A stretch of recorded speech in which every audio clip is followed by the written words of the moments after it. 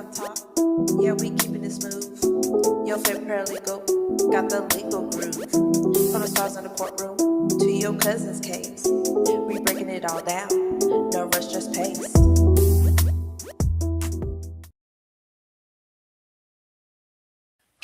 Hey fam, it's your girl, your favorite paralegal, aka Cassandra Lennon. Welcome to Legal Doc Talk 24/7. I know it's late, guys. I know it's late, but I tried to stay up to to get these docs, and I got the docs, and we are going to get into it. But before we do, if you have not done so, please hit the like button, subscribe to my channel so that way if I go live or if I put out a new video, you'll definitely get the notifications. And what else? Share this video. So today we have been watching the docket closely on the Carmelo Anthony case, and there was two motions that was filed. Now I know a couple of days ago I reported that they were filed. So when I say filed, it just simply means that we filed it through the e-file system. But I don't think that's what happened, so I misspoke. But either way, I knew that they were coming. Whether they was coming a couple of days ago or now, they have been filed. So the motion to recuse Judge Roach as well as the motion for a new trial has been filed today in Collin County, and I do have both of those motions. Now, when I tell you the motions are motioning, that's just exactly what I mean. Um, Together, these motions with the brief, well, the motion for a new trial is 193 pages, y'all. I have not gone through them. So I'm going to have the same reaction as a lot of you guys as far as any information that they did put in the motions. So just forgive me. I was able to get my hands on these, and so I wanted to present it to you guys. But before we get into that, definitely hit that like button and share this so I can be in the algorithm. But this case is very, very, very important. A lot of people now on all platforms, I have seen a lot of comments from both sides. I just want you guys to understand everyone are entitled to a new trial. They're entitled to an appeal. They can waive the non-criminal when you're dealing with the criminal side. Sometimes if you take a plea or whatever the case may be, and you sign over your rights, then you sign over your rights. And a lot of people don't even read to understand what they're waiving. So next time you find yourself in trouble, just make sure that you understand if you sign, I waive my right to a trial, just understand what you're waiving. Have your attorney explain that to you, okay? But everybody is entitled to an appeal, to file a motion, or well, in our case, you found file a notice of appeal in order to start the appeals process. Now, there's two things that's happening. So, as of right now, this motion to recuse and this motion to for a new trial, they have from the date that it was filed, and I need to confirm. I don't know yet, but from what I was told, Judge Roach did what do we call it? I'm having a brain fart because it's so late in the evening. I don't want to say rejected. He refused, well, not refused, but he denied. There we go. That's the word I'm looking for. He denied the order. So what's going to happen is that motion to recuse and that motion for new trial is going to go now to the regional judge, and they're going to make a determination on it. They have within 75 days. 75 days. So if he did deny the order, then that means they have 75 days, within 75 days to actually rule into this. Y'all give me 1 second. My boyfriend is calling. I need to answer. Give me a second.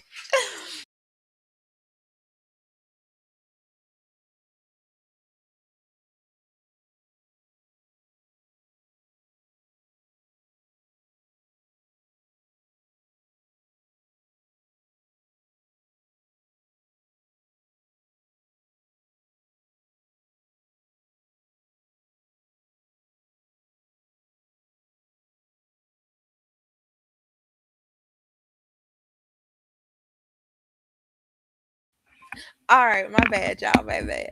Okay, so they have within 75 days in order to rule on this motion. Hello, hello, hello. Welcome, welcome, welcome. So, without further ado, I'm not trying to drag this out. Let's hop in. Now, I am going to be checking my likes, so I don't want to be sitting up here and y'all just over here just getting some information. Hey, if you like this video, that's good. If you dislike it, hit the thumbs down, but interact with me, okay? I am going to be reading because it's a lot. Now, I'm not going to go through all. Woo, we're going to see 193 pages on that new trial, baby. But we're going to get through it. If I have to do a part two, come on in the morning, I'm going to go ahead and do that. But let's get through this. Let's get through this. Hi, Kathy. I am happy that you are covering this. I am glad to even have you guys on here tuning in. So thank you guys for staying up. And you know what? I think I might, let me see if I can, I might have to put this down. So I don't know if y'all can see the chat, but I'm going to put it right there so that way at least y'all can see it. Okay? All right, so let me see. Hopefully y'all can see this. And y'all excuse my dogs because my dogs get on my nerves. All right, so let's get into this. So the first filing, let me see. This was at 8 a.m. Okay, so the first filing was the defendant's verified motion to recuse. Okay. They filed that at 8 a.m. this morning. The motion for a new trial and the brief in support, if you follow me on Facebook and Instagram, I briefly explained what these motions are. I try to give you guys the simplest terms so that way you guys can understand because I know it's a lot. It is a lot. It is a lot. And I know people are on YouTube. If you are on Facebook, definitely hit that like button. If you are on my true crime channel. Yes, I do have a true crime channel that I need to get out the way. And it's crazy. The last video that I posted was Karmelo Anthony's back April 4th, 2025. I actually reported on this. But I got into other things, work and all that other stuff, but I never lost sight of this particular case. And today I actually went back and listened to that video on my true crime and a lot of information on there. I was like, hold on. A lot of witnesses that they said, now mind you guys, this was fresh. So at that time, some of the kids went to the locker room so they can give their statements. And so a lot of things that they said in their statements, they retracted when it came to trial. And I was like, you got to be kidding me. But but if you are on that channel, definitely hit the like button and share and subscribe to that channel. All right, so let's get into this defendant's. Let's go to this one, the one that was filed at 8 o'clock. All right. I'm not going to go through this part. Well, no, I'm going to do it right. I'm going to do it right as if I was drafting it. So let's get into this. So I'm going to do a lot of reading. If y'all have questions, definitely ask them. I will try my best to answer them. Definitely send super chats or whatever the case may be. I would greatly appreciate that. All right. So comes now.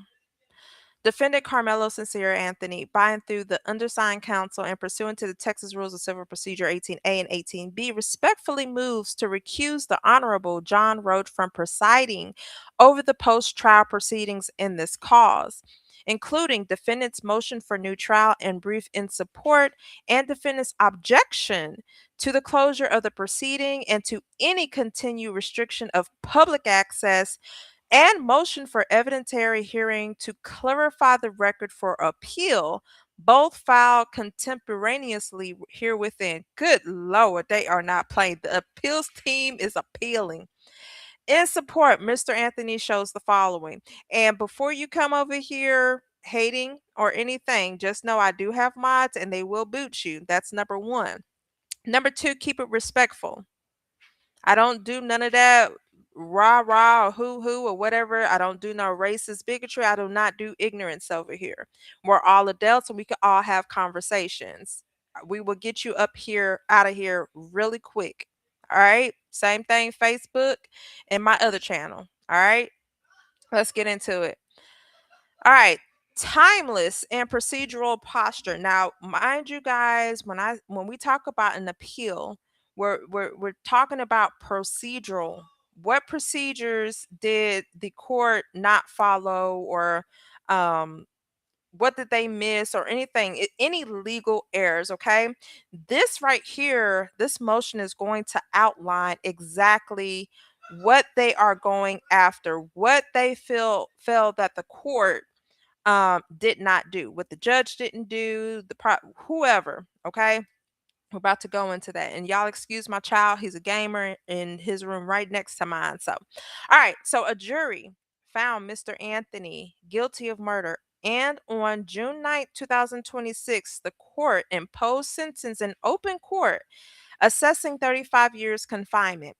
Contemporaneously with this motion to recuse, Mr. Anthony has filed defendant's motion for a new trial and brief in support and defendant's objection to the closure of the proceedings and to any continued restriction of public access, and motion for evidentiary hearing to clarify the record for appeal.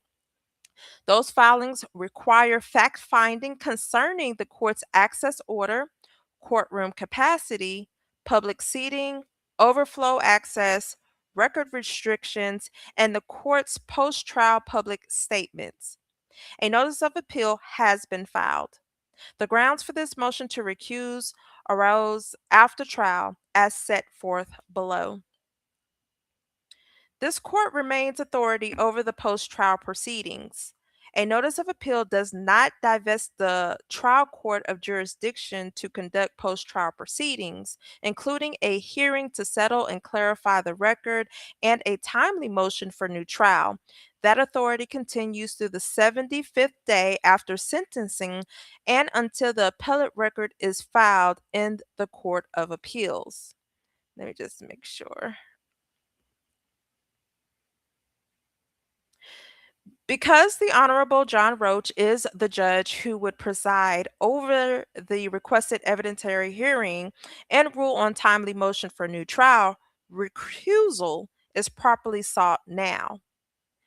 And when you see these right here, they're referencing other case law to support whatever it is that they're talking about in these paragraphs. So, just FYI. This motion is timely. A motion to recuse must ordinarily be filed at least 10 days before the hearing at issue, where, as here, the grounds for recusal arise after trial. The motion must be filed at the earliest practicable time after the movement learns of them.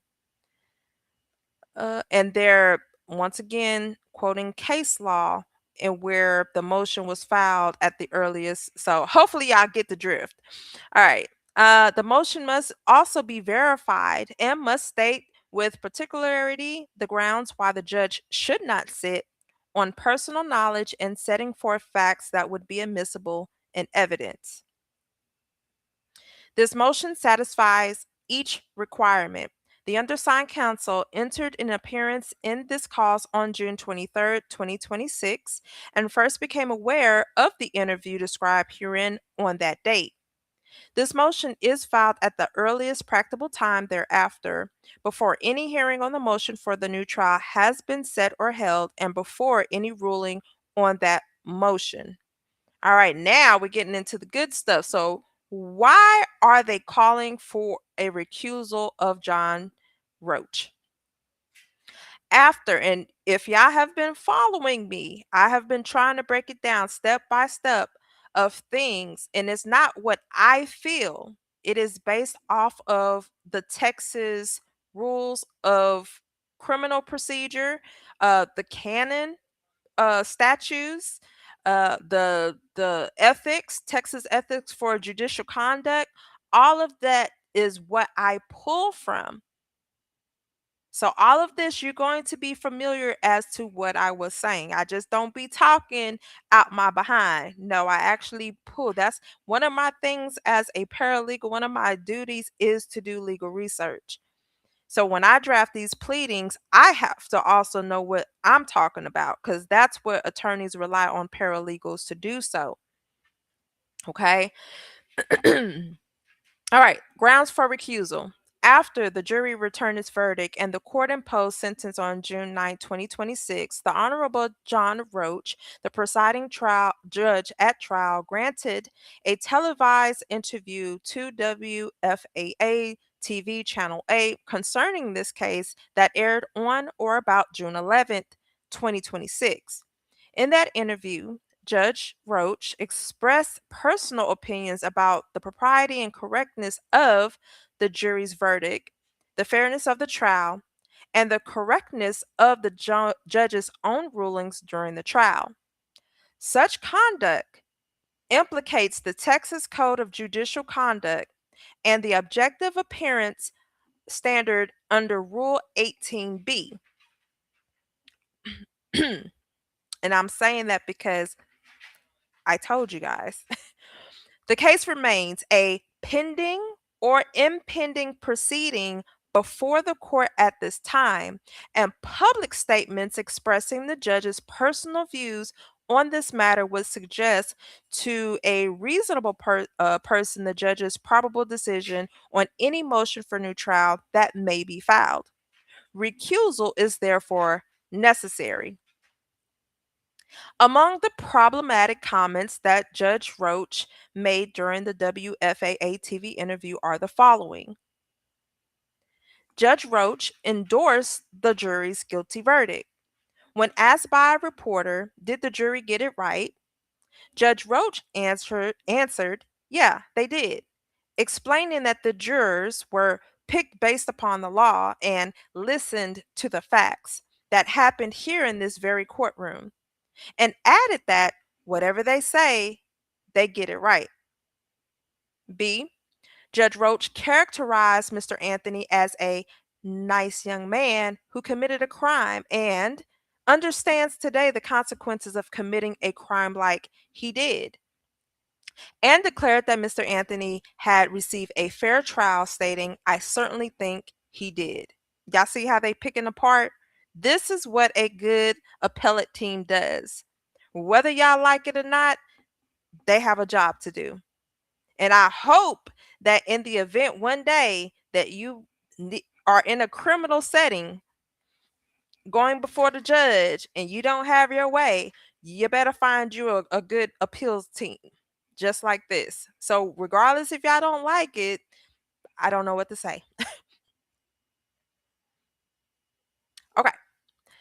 Judge Roach defended the courtroom access and no streaming restrictions that the motion for new trial challenges, calling the decision not to allow cameras or streaming an easy decision, asserting that the general public had access to the courtroom, stating that of the 70 seats in the courtroom, he only had 200 requests by the media, and that the public had only 27 to 32 public seats that we rotated every day, maintaining that members of the public could have stood in line with everybody else to obtain one, and concluding that he had stuck the balance pretty well.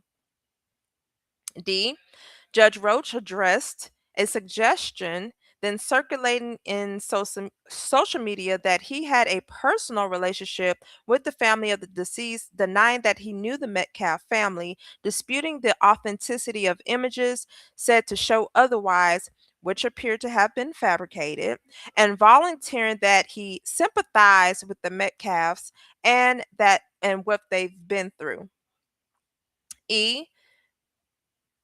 Judge Roach addressed his rulings during his jury selection. When asked about the defense's objection to the dismissal of three prospective jurors who had identified as African American, Judge Roach stated that he followed the law in that case and did it to a T, that he was proud of that, and that although he knew in the back of his mind what the perception was going to be, he was not here to satisfy perceptions. Judge Roach reiterated this public defense of his own rulings in a written statement to Fox News, in which he stated, I understood the public's desire to know what happened in the courtroom. The overwhelming focus on my ruling regarding the media in the courtroom was to protect the process, witnesses, and jury. Now that the trial is over, it is important to me to provide transparency. A verified transcript of the interview is attached as Exhibit A. Oh, we got exhibits. The recording of this interview is filed conventionally with clerk as Exhibit C. And you guys, well, I only showed a snippet, but I can show y'all where to go to actually watch that whole interview. Judge Roach's written statement to Fox News is attached as Exhibit D. Throughout the trial proceeding, an order prohibiting extrajudicial statements, the gag order, entered July 28, 2025, barred every other participant in this case. All parties and their attorneys, witnesses, expert consultants, agents, and spokespersons, and law enforcement personnel, courthouse and court staff, and court appointed officials from making any extrajudicial statements that addresses the character, credibility, expected testimony, guilt, or innocence of any party or witness. That discusses the anticipated evidence or that is intended or likely to influence public opinion. The court grounded that restriction in its own findings that extrajudicial publicity posed a risk of imminent and irreparable harm to the right to a fair trial. By its terms, the gag order governed the proceeding through the conclusion of the trial. The court's interview followed sentencing, and Mr. Anthony does not assert that it breached that order. What matters is not any breach, but the principle the court itself announced in the I'm sorry, announced in entering the order, the public commentary on a pending criminal proceeding threatens the fairness of that proceeding. And they actually have the gag order. Hold on. Okay, so we're on page 4. Let me see. Exhibit B. Because we don't even know what the gag order looks like. Let me see. I don't want to go. That's the thing. Okay. Hello. Hello.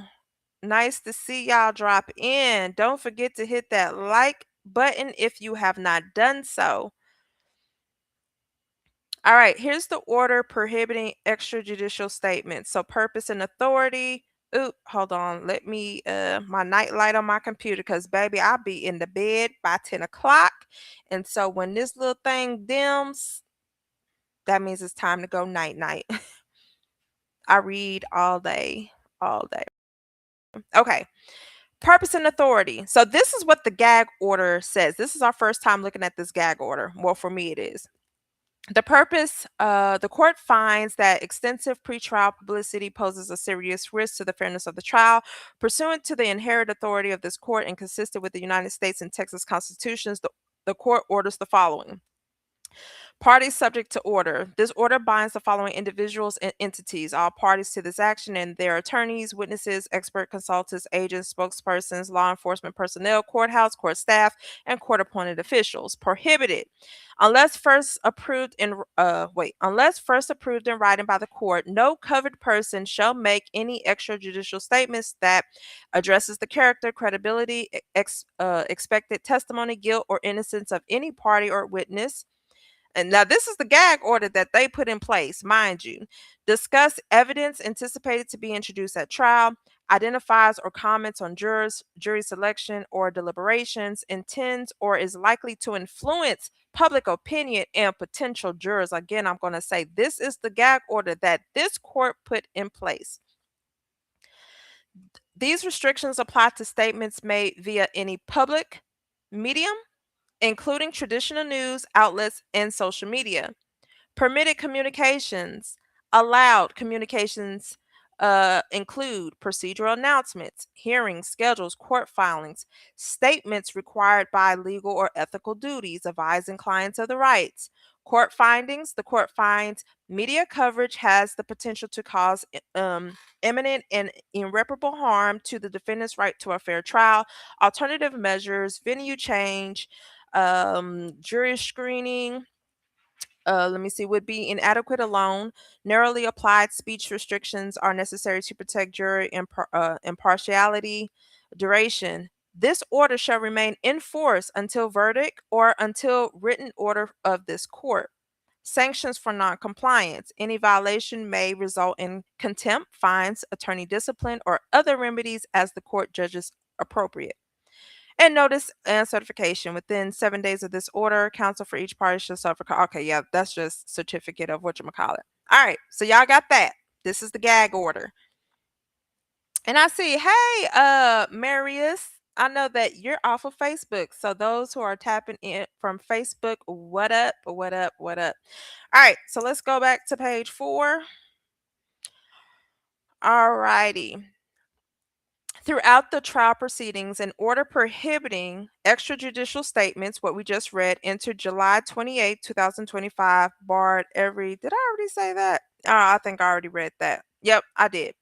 All right. So the same judge who imposed silence on the defense, the state, and all other participants on the express premise that public commentary threatens a fair proceeding therefore spoke publicly about this case, endorsing the verdict he is being asked to set aside and defending the access rulings now challenged, all while retaining the authority to preside over the post trial proceedings still before him, including the requested evidentiary hearing and a timely motion for new trial.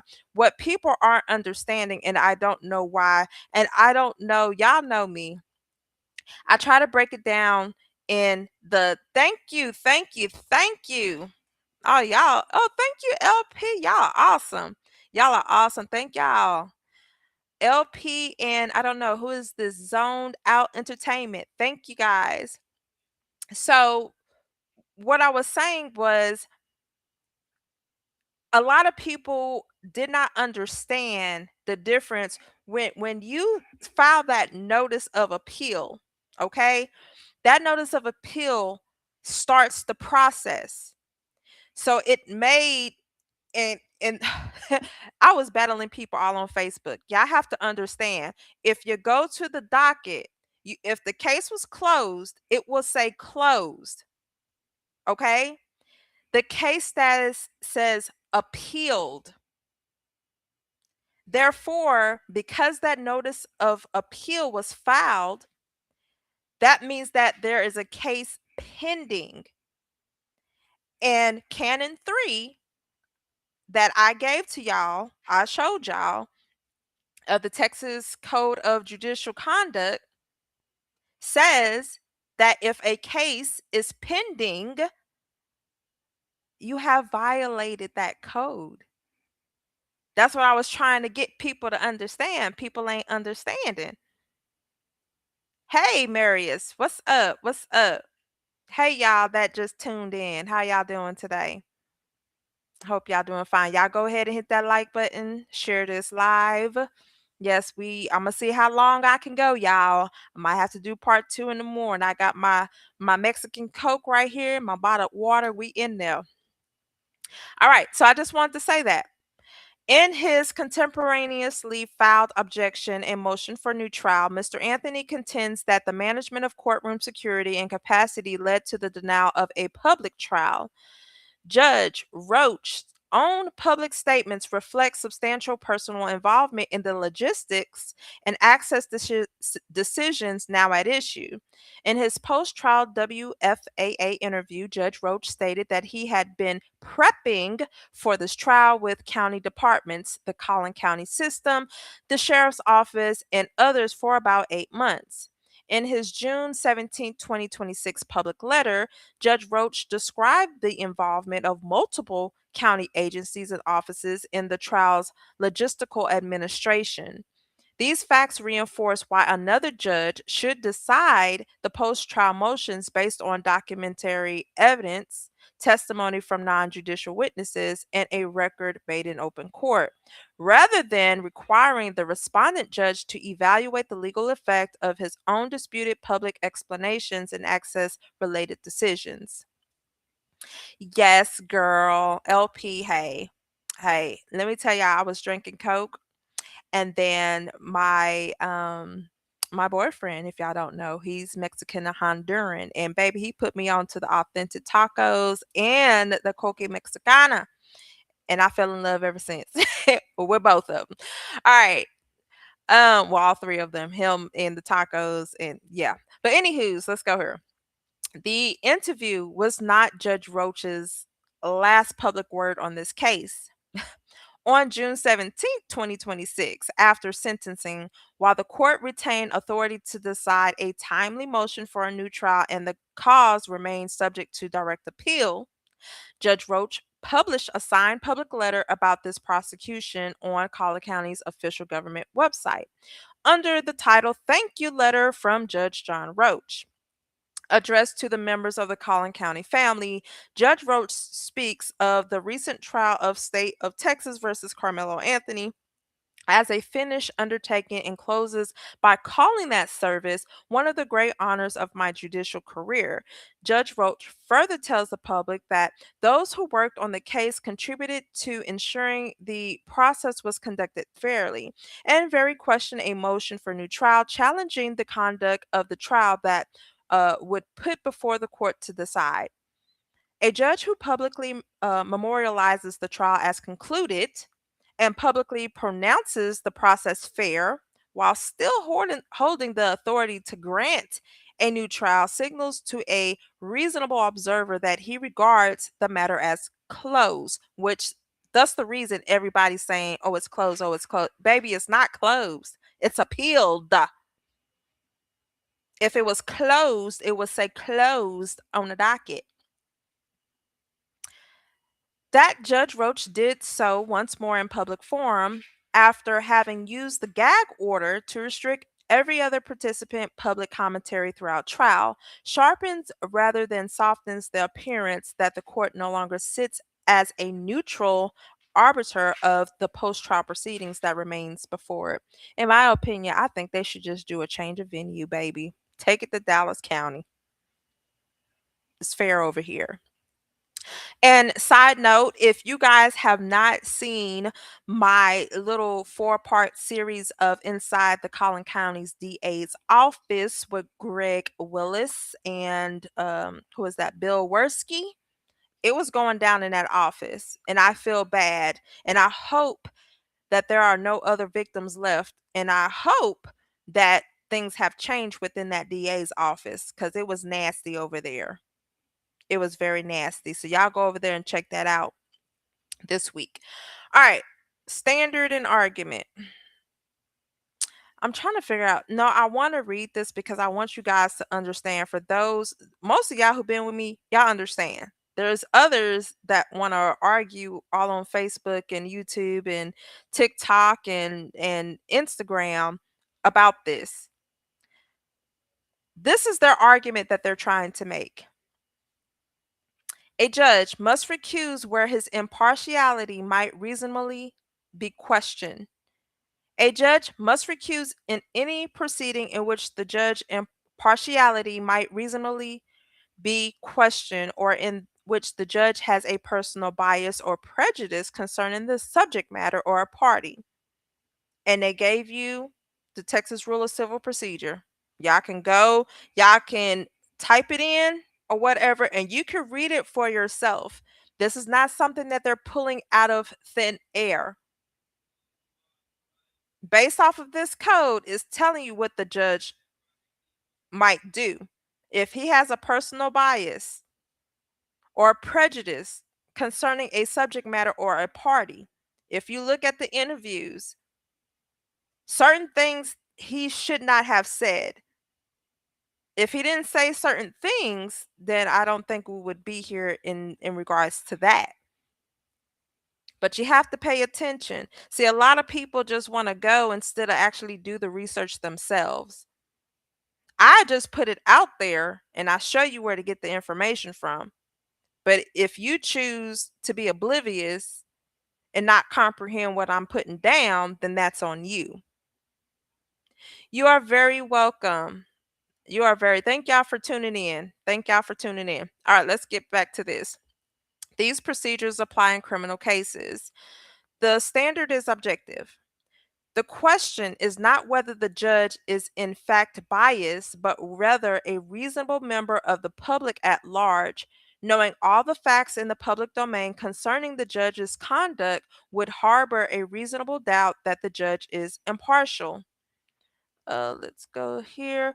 Applied here, a reasonable observer aware that the presiding judge, during the Rule 21 period in which a motion for a new trial could be filed and before his authority to rule on a timely motion expired, gave a public television interview endorsing the verdict and defending the challenged access rulings, the very matters a timely motion for a new trial would ask him to set aside, would reasonably doubt that the judge could impartially decide that motion.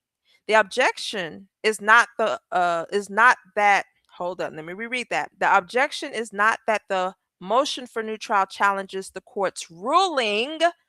Every such motion does. It is that the court publicly vouch for the correctness of those specific rulings outside the courtroom before it was called upon to decide the motion. Okay? Everybody got that? Oh yeah. Oh yeah. And that's a whole purpose. And it's not just Texas. It's also any other state. Each state has a rules that everybody has to follow. The judges have to follow, the attorneys have to follow, the citizens have to follow. It's not that hard, people. And mind you, 2021, or no, 2018, he actually was sanctioned for, I think, promoting a book him and his wife wrote. So if he was so, and I'm not trying to put the man down, but there's people out here fighting for their dear life talking about he is squeaky clean. Okay, if that is the case, he should be very well of the Texas Code of Judicial Conduct. That's all I'm going to say. That's all I'm going to say. My hope is that if a new trial is granted, his attorneys will file for a change of view. I do hope so. It's definitely something that needs to be considered. All right. Let's see. B. The court's extrajudicial public commentary on this case requires recusal. The basis for this motion is the court's extrajudicial public statements about this case, not its rulings. People got to get it in their head. Ain't nobody talking about the rulings. We're talking about things that the court did that they should not have done. Under Rule 18A, a judge's rulings may not be the sole basis for a recusal, but the comment to the 2011 amendment makes clear that the term rulings is not meant to encompass a judge's statements or remarks about a case. Bias or prejudice arising from an extrajudicial source is a common basis for recusal. And they quote, what is that? White Lidicky in United States, Kemp versus State. Okay, so the question, however, is not whether the court learned the facts of the case from a source outside the proceeding. It is that the court made extrajudicial public statements that objectively appear to commit it to the verdict and the challenge access rulings while it still retained authority to decide a timely motion for a new trial attacking those very matters. So, in other words, y'all, he should just waited till the time expired for a motion for a new trial to be filed and then do what he was going to do. But he didn't. I don't even know if he even looked at the docket or if anybody told him, hey, a notice for an appeal was filed the very same day or the day after. Um, let's see. Where would I? Da-da-da-da-da. The question is the contrary limitation that a judge's in case rulings, remarks, or actions will only rarely support recusal has no application here because the ground is not anything the court did in the courtroom, but what is said about the case outside of it. Okay, so we're talking about what was done outside of the courtroom, not inside, outside of it. Where the principle that an extrajudicial source supports recusal has been applied to the judge's public commentary about a pending case, courts have required disqualification as set out below. Pointedly, the court publicly defended the very courtroom access restrictions that Mr. Anthony challenges having denied him a public trial, the subject of his contemporaneously filed request for an evidentiary hearing and motion for a new trial. The court has now publicly characterized the same restrictions as proper and asserted that the public had access to the courtroom. The court would thus be required to rule on a challenge to its own rulings after publicly committing in the media to those rulings' correctness. A reasonable member of the public, aware of these facts, would harbor far more than a reasonable doubt that the court did impartially decide that challenge.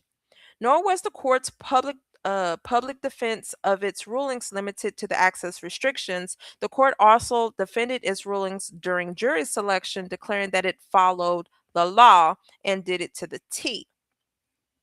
That a judge would take to the media to vouch for correctness of his own contested rulings, while review of the rulings remains to be sought, is is at the core of what the objective standard forbids. Those rulings are not merely challenged.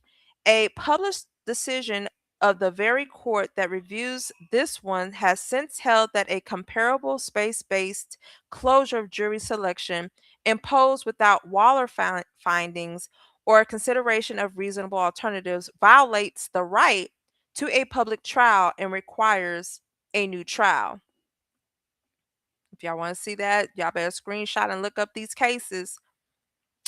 And let me see for that court that the court publicly vouched for the correctness of the rulings now challenged under recent published public trial authority from this court of appeals only sharpens the appearance that it has committed itself outside the courtroom to a position it must now revisit.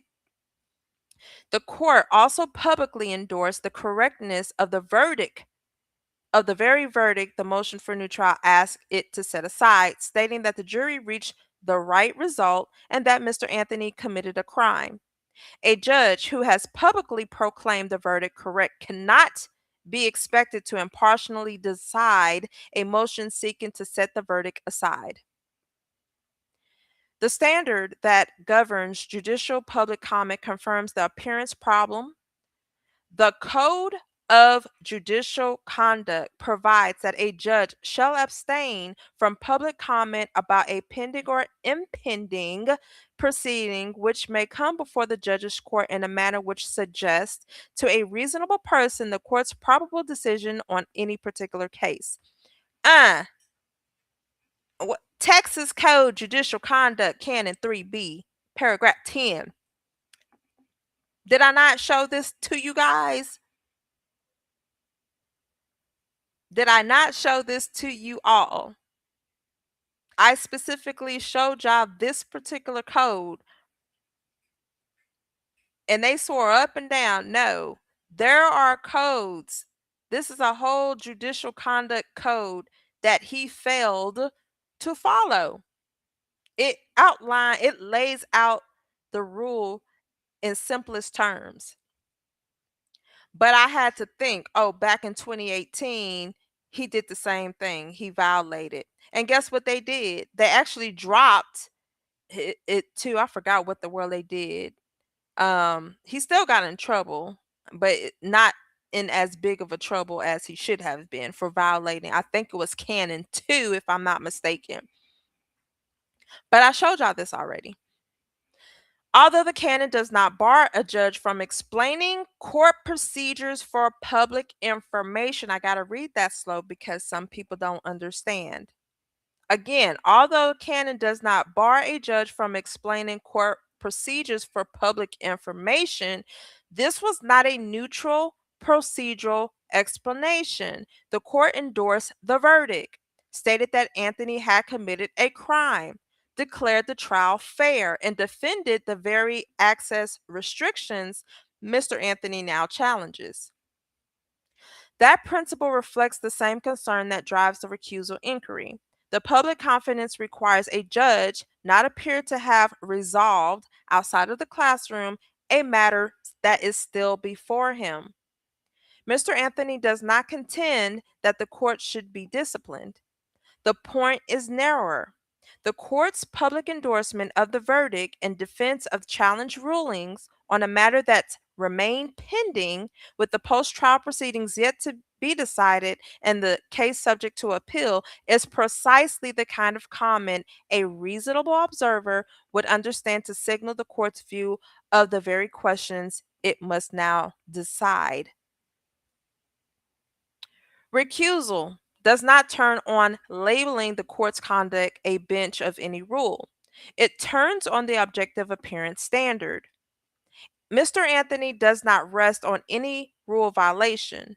A violation of a canon of judicial conduct will not, standing alone, support recusal absent the requisite showing. The controlling question is objective, whether the court's extrajudicial public commentary would cause a reasonable member of the public to doubt the court's impartiality. Under that standard, the court's public commentary is strong evidence on the appearance inquiry under Rule 18b B1.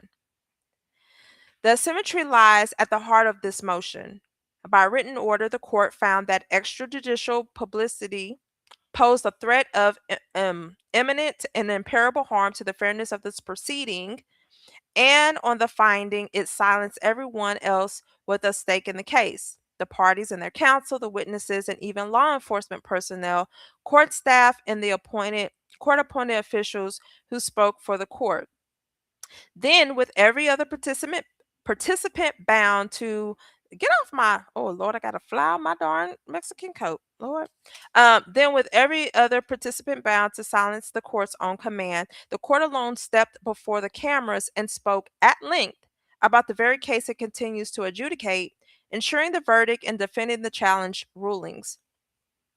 A judge who declares public comment on a case so dangerous that all others must be silenced, and who then reserves the commentary to himself while the case remains before him, does not appear to a reasonable member of the public as a neutral arbiter the law requires. That asymmetry standing alone casts reasonable doubt on the court's impartiality in deciding the pending post trial matters. Let me see. So Chris says, I know this is not on the subject, but if he gets a new trial, will the people that lied on the stand get in trouble? That's a very good question. I mean, at the end of the day, when you go before the court, you are under oath. And when you lie under oath, you do commit perjury. And perjury has its own um consequences for that. So we just have to see. We really have to see at this point. Federal courts applying the I'm not even gonna my brain fart. Appearance standard of 28 of the United States Code Section 455A have treated a judge's public comments on pending newsworthy litigation as a serious recusal problem. Rule 18b B1 mirrors that very same code, and decisions construing that provisions are pervasive here. In United States versus Cooley, a judge presiding over pending matters appeared on national television and expressed his resolve as to how they should be resolved.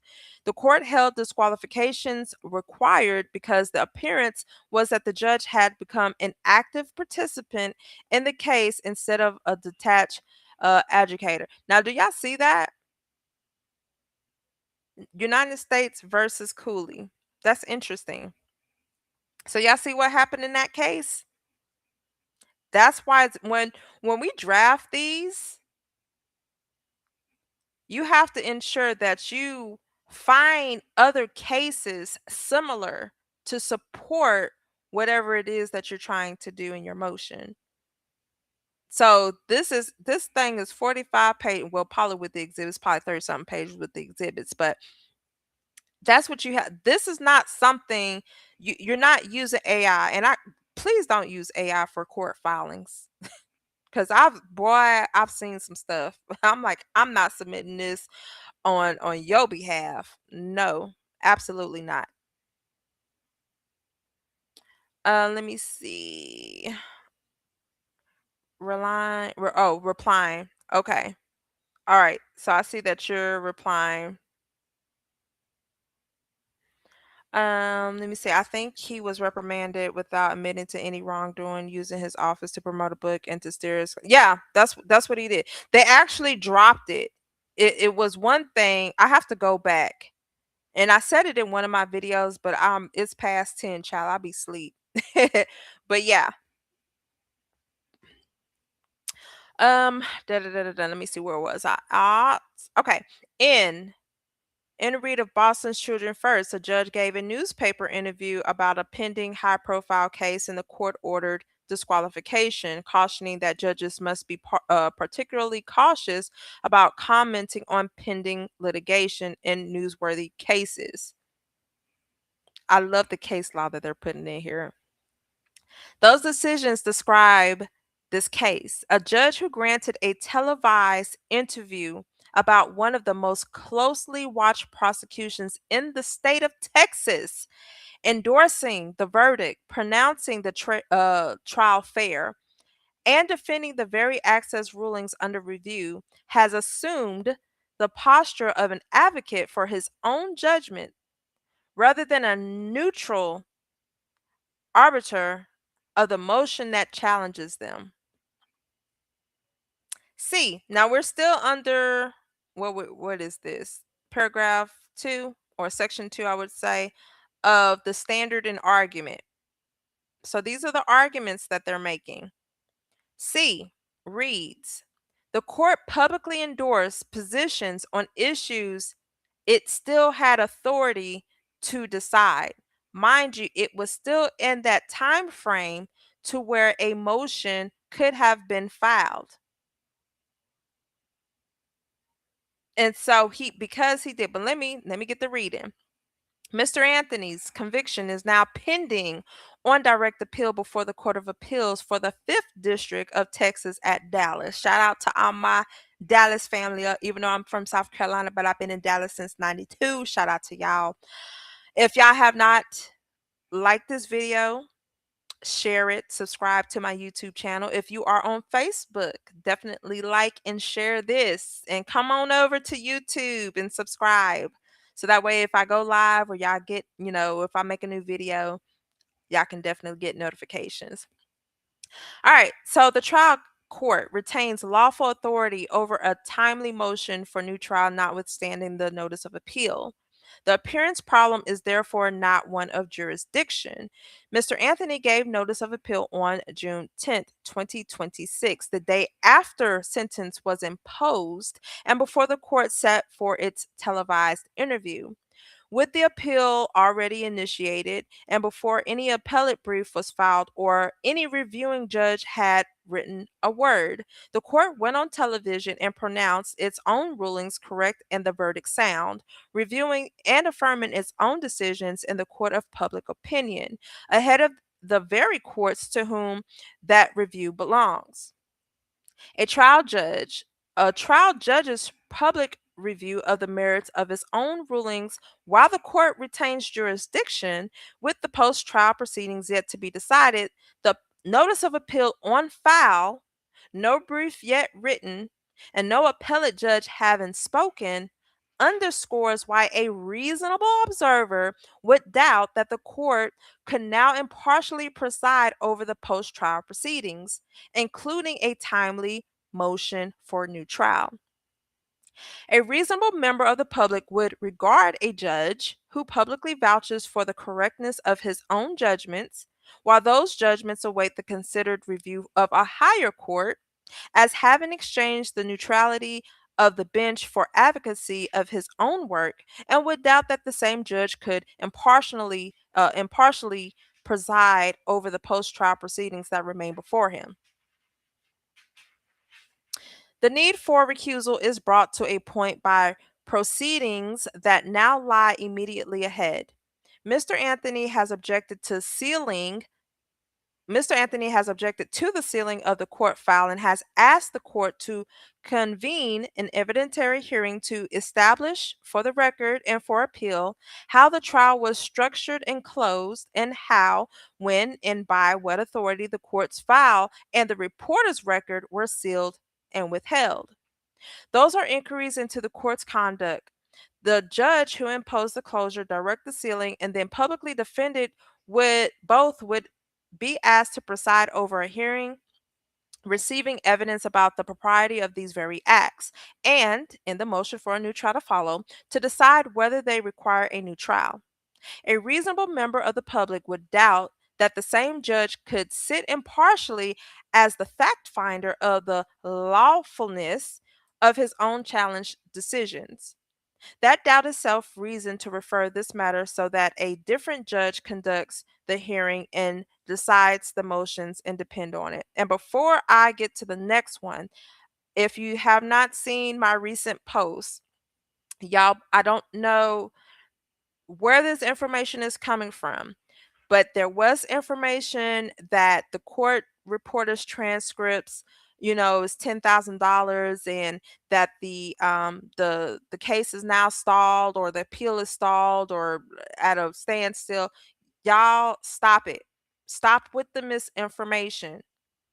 He filed for an indigence, unable to pay for court costs, and affidavits for an inability to pay court costs, or afford an attorney. So whenever you file those type of affidavits, right, you get your court records for free. I'm just saying. So we got to stop with the misinformation. Also, personally, me, I would not be sending my money unless it comes directly from the appeals team. If any 6 of those attorneys put out something that say, "Hey, we are looking for donations," then by all means, give your money. But as of right now, they have not publicly came out and said anything. That's number 1. Number 2, they have no issues with getting that court reporter transcript or the clerk records from the trial court because he filed the affidavit. I I There is further dimension to the court's public commentary in taking its defense of its own rulings to the press. The court spoke not as a private citizen, but with the authority of judicial office, lending that authority to a one sided public account of case it must still decide.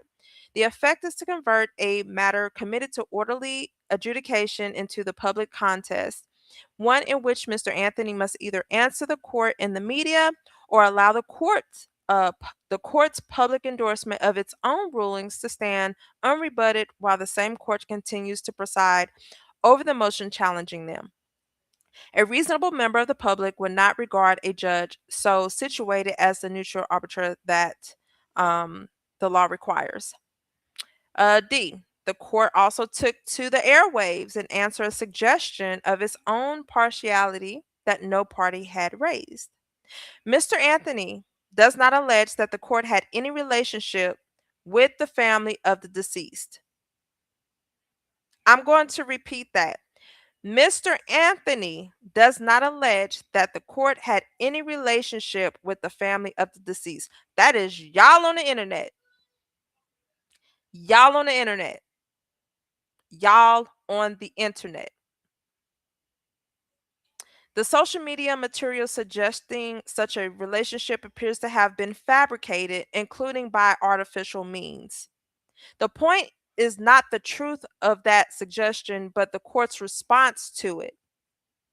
Rather than allow a non record rumor to remain outside the proceeding, The court used its televised interview to answer a suggestion of its own partiality that no party had raised. So that question, are you related to the Metcalfs or are you friends? That didn't come up by Mr. Anthony or the state of Texas. Y'all have to realize that what goes on the outside does not affect anything that goes on the inside unless it is in writing, in paper, submitted as an exhibit, on a transcript, whatever the case may be. So y'all said that, not him. But that's not the point. The point was how he responded. All right, going back to this, rather than allow a non-record rumor to remain outside the proceeding, he should just not said anything. The court used it as a televised interview to answer a suggestion of his own partiality. I already read that. Denying any relation. I already read that too. Oh no, I didn't. Okay, let me stop. Rather than allow a non-record rumor to remain outside the proceeding, the court used its televised interview to answer a suggestion of its own partiality that no party had raised, denying any relationship with the family and in the same setting, volunteering that it sympathized with the Metcalfs and what they've been through. See, that's where he messed up at. That's exactly where he messed up at. Um, in stepping before the cameras to defend itself against any extrajudicial allegation and to express sympathy for the family of the deceased while the Rule 21 period remained open, post trial relief was impending, and the court still retained authority to grant a new trial. The court assumed the posture of the participant answering a charge rather than a detached adjudicator. The governing question is objective: whether the court's conduct, viewed by a reasonable member of the public, conveyed an uncommon interest and degree of personal involvement in the case. In Cooley, United States versus Cooley, a judge's volunteer television appearance to speak about a pending high profile matter unavoidably created the appearance that the judge had become an active participant rather than a detached adjudicator, such that a reasonable person would harbor a justified doubt as his impartiality. I'm going to break this down in the most simplest terms. I'm a notary. And one thing I teach my notary adult learners is that you are impartial. You have no interest in whatever it is that you are signing. So let's take loan signing for instance. If I go to a loan signing, I'm impartial in that matter. I don't have any interest in them getting that loan to close on that loan to, for that house. You have to be impartial. If I knew them, and let's say that I know that eventually they was going to sell the house to me or whatever the case may be, somehow I'm connected, I'm no longer impartial. I have to remove myself and get another notary to handle that loan signing. That's what's happening here. So in United States versus Cooley, it was a high profile matter. The judge talked about it. So now you're a participant. Your job as a judge is not to participate. Your job is to apply the law. Right? The legislative branch make the laws, judicial applies the laws, executive execute the laws. That part. That's your job. The First Circuit ordered disqualification on materially similar facts when a judge gave a press interview about a pending newsworthy case. A judge who goes on the television to deny a personal allegation and to express sympathy for one side's family while the Rule 21 period remained open and post-trial relief was impending conveys the very personal involvement those decisions describe. So we're not saying that you related to the Metcalfs. What we're saying is when you gave your interview, you sympathize for one family, one side. And you did that while it was an opportunity for a motion for a new trial to be filed. Okay? Yes, yes, yes, LP. Oh, thank you. We trust only you for the real news and the information on the case. You and Attorney Gray. Thank y'all. There's a lot more people out here, but I know I'm a small channel, and my goal is not to be big as anybody else.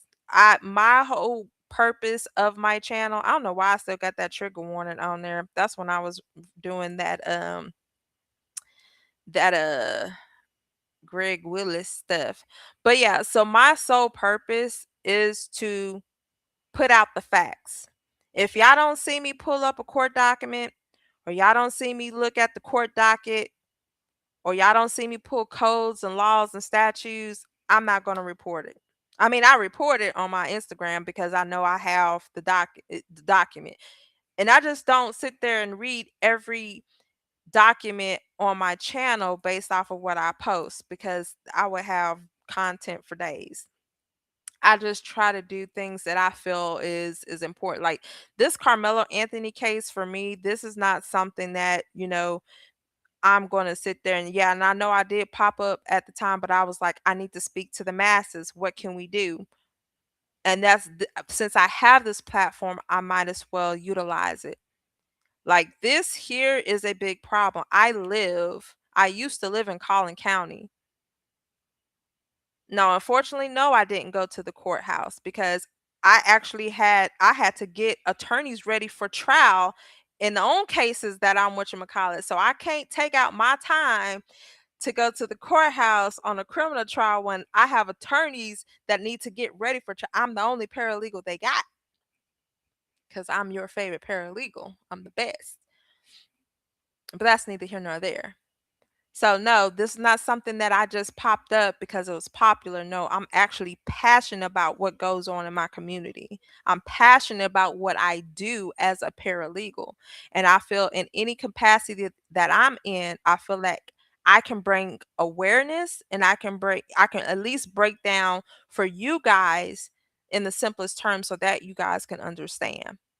Cuz I know everybody is invested in this, and we're trying our very, very best to see or to get a positive outcome. All right.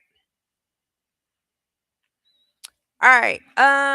Let's see. The ground is of a piece with the closure it accompanies. This ground is of a piece with the closure it accompanies. Okay. The court sealing of the record and its restrictions on public and press access created the information vacuum in which such rumors couldn't take hold. The court then used the press access. The court then used the press access it had reserved both to refute the rumor and to justify the access restrictions that produced it. The objective appearance is of a judge managing the public narrative of his own case from both directions. Standing alone, this threat is the most modest of the grounds stated above, and Mr. Anthony presents it not as an independent basis for recusal, but as confirmation of the personal involvement and want of detachment, the court's endorsement of the verdict, its defense of the challenge rulings, and its public review of its own judgments already established. See, it's not about, how can I say this? Everybody, I don't, you know what? I don't even want to get into it. We'll be here all day. The second argument, no, not the second. Wait, A, B, C, D, E. The fifth argument, due process reinforces the need for impartial decision maker. The court need not reach constitutional due process. Rule 18b B1's objective appearance standard is sufficient.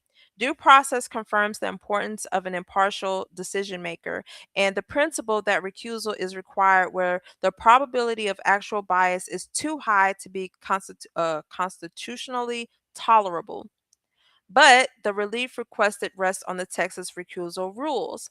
At a minimum, the circumstances counsel strongly in favor of referring this motion so that a different judge decides both the recusal and the post-trial proceedings, including a timely motion for a new trial. Let's see. Separately, and in the alternative, To the extent the motion for new trial requires fact finding or courtroom capacity, the volume of the media request, and I put in my media request, baby, public seating and its rotation, the feasibility of an audio feed, and the reasons reasonable alternatives were rejected, the court's own public statements reflect that it possesses personal knowledge of disputed evidentiary facts concerning the proceeding, an independent circumstance that reinforces recusal. So, this is the relief that they're requesting. Mr. Anthony requests that the Honorable Judge, well, the Honorable John Roach, within 3 business days of this filing of the motion, either sign and file an order of recusal or sign and file an order referring this motion to the presiding judge of the First Administrative Judicial Reason for assignment of a judge to hear and determine it. Because the motion is filed after evidence was offered at trial, Mr. Anthony recognizes that Rule 18A F2B and not Rule 18A F2A governs so that the respondent judge may proceed unless stayed. Mr. Anthony therefore further requests that the presiding judge of the First Administrative Judicial Region or the assigned judge immediately enter an interim order under Rule 18AG4, staying any ruling on the motion for new trial until this motion is determined, and set this motion for hearing as soon as practicable so that a neutral judge may hear and rule on the motion for new trial before the court's authority under the Texas Rules of Appellate Procedure 21-8 expires. Mr. Anthony seeks this expedited determination not to delay, but to permit a neutral judge to decide the motion for new trial within the time the law allows. And that's Texas Rules of Civil Procedure 18A, F, and G. Time is of the essence. This court's authority to rule on a motion for new trial expires by the operation of law on the 75th day after sentencing, and the deadline continues to run during referral and reassignment. Mr. Anthony therefore respectfully requests that referral, assignment, and determination of this motion proceed on an expedited basis so that the judge to whom this motion is assigned may hear and rule on the motion for a new trial before it is overruled by operation of law. In other words, before it expires.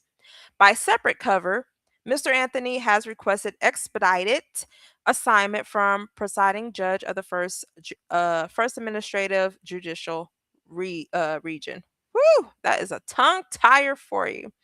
Prayer. He respectfully prays that this motion be granted, that the Honorable John Roach sign an order recusing himself, or in the alternative, refer this motion to the Honorable Ray Wallace, who is the presiding judge of the First Administrative Judicial Region, for assignment of an impartial judge to hear and determine this motion and Anthony's motion for a new trial, and that Mr. Anthony have such other further relief to which Mr. Anthony may be justly entitled. So, once again, if you file a motion, you have to set it for hearing. So that means that the attorneys will have to go before the judge and they will have to present their arguments. They already did in the motion, but they have to go before the judge. Okay. All right. Whew, Lord, we were just on page 13. Let me see. Okay, that's the verification. They just see all right, and I'm gonna explain this to you guys also. So I don't think I've ever have to do that in other states. I just realized that. But like in Texas, when we're filing records, transcripts, financial statements, we have to do what's called an affidavit. And we have to make, we have to, well, how can I say this? So if we, for instance, go get a record, whoever the custodian is, they have to complete an affidavit to say, okay, this is true and correct. This is a true and correct copy of this record.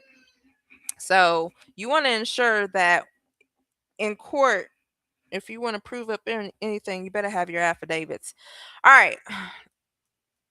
So I think These are just the exhibits, the transcript, the video, the written statement. Okay, we ain't got to go through all of that.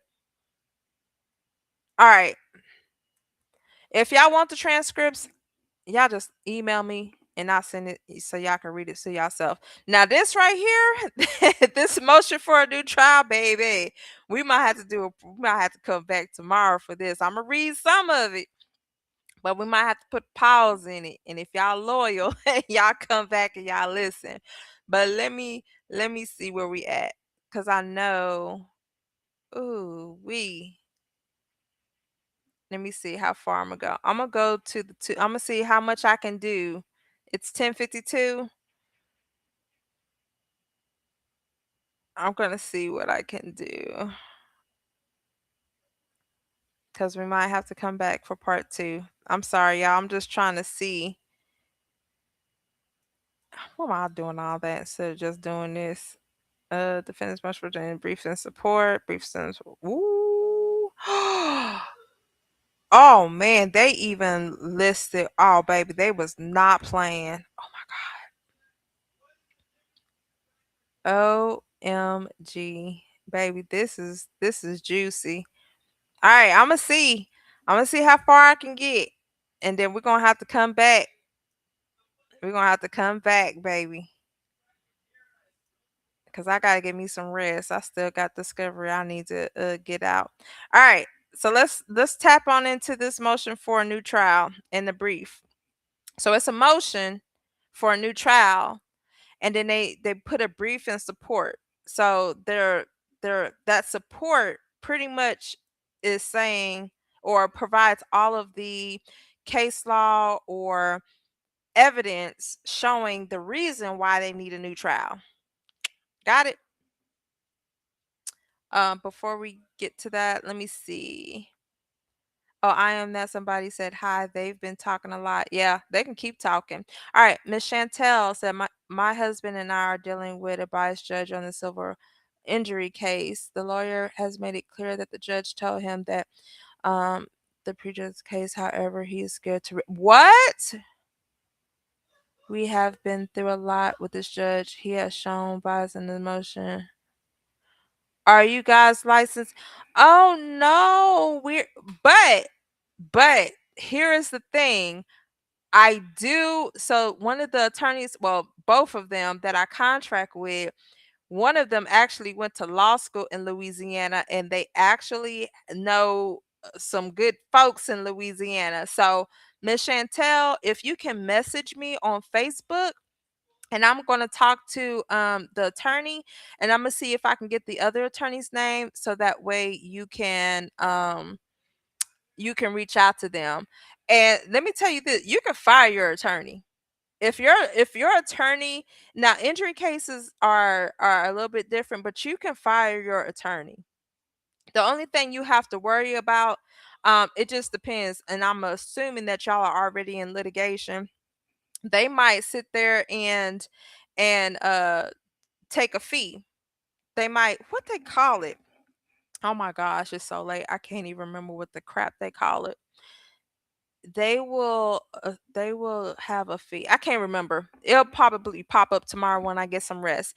But yeah, message me on Facebook and I will get your information and then I'll talk to the attorney and see what attorney is in Louisiana so you can reach out to them. So I got you. All right. Motion for a new trial comes now. I'm not about to read that. We already read that in the other one. All right, introduction. This case presents a structural public trial violation. The court had authority to manage courtroom security, decorum, and capacity. But once it adopted and administered restrictions that foreseeably excluded members of the public from a high profile criminal trial, it was required to make record supported findings and to consider reasonable alternatives to closure. The court didn't either. The access regime limited public attendance to a narrow daily admission period, a small number of seats, and no continuing overflow or audio or video access after jury selection. See, if I would have went up there, I would have been pissed. Because that closure affected the trial proceedings themselves, and for the three additional grounds set out in this motion, defendant asked that the court to set aside the judgment and grant a new trial. In support, defendant shows the following. And see, the thing is, people are like, oh my God, they're trying to overturn the rule. Da da da da. Y'all are about the slowest people I've ever like. Either you can't comprehend. They're not they're not going after the sentencing. They're going off of the courtroom procedures. All of the there's rules, there's statutes, there's laws that you have to follow, okay? They did not follow them at the end of the day. If you had a trial, I don't even care what case you had. If you went to trial and you can knowingly see that these people ain't doing what they're supposed to do, you have a right for a new trial. You would want somebody to be fair, right? So I don't understand what the big ordeal is. First of all, people got it incorrect. What we're actually wanting a new trial for. But because y'all are so small-minded and y'all can't comprehend, y'all just going off of what your ringmaster say. But let me get back. All right, so factual background. And what to say, this is getting juicy. I'll be back. If you do part two, you still have your own work to complete. Yes, ma'am. Yes, ma'am. All right. So the case and the verdict. This case arises from an altercation at a high school track meet. The defendant, Carmelo Anthony, was charged by indictment with the murder of Austin Metcalf, alleged to have been committed on or about April 2nd, 2025, in Collin County, Texas.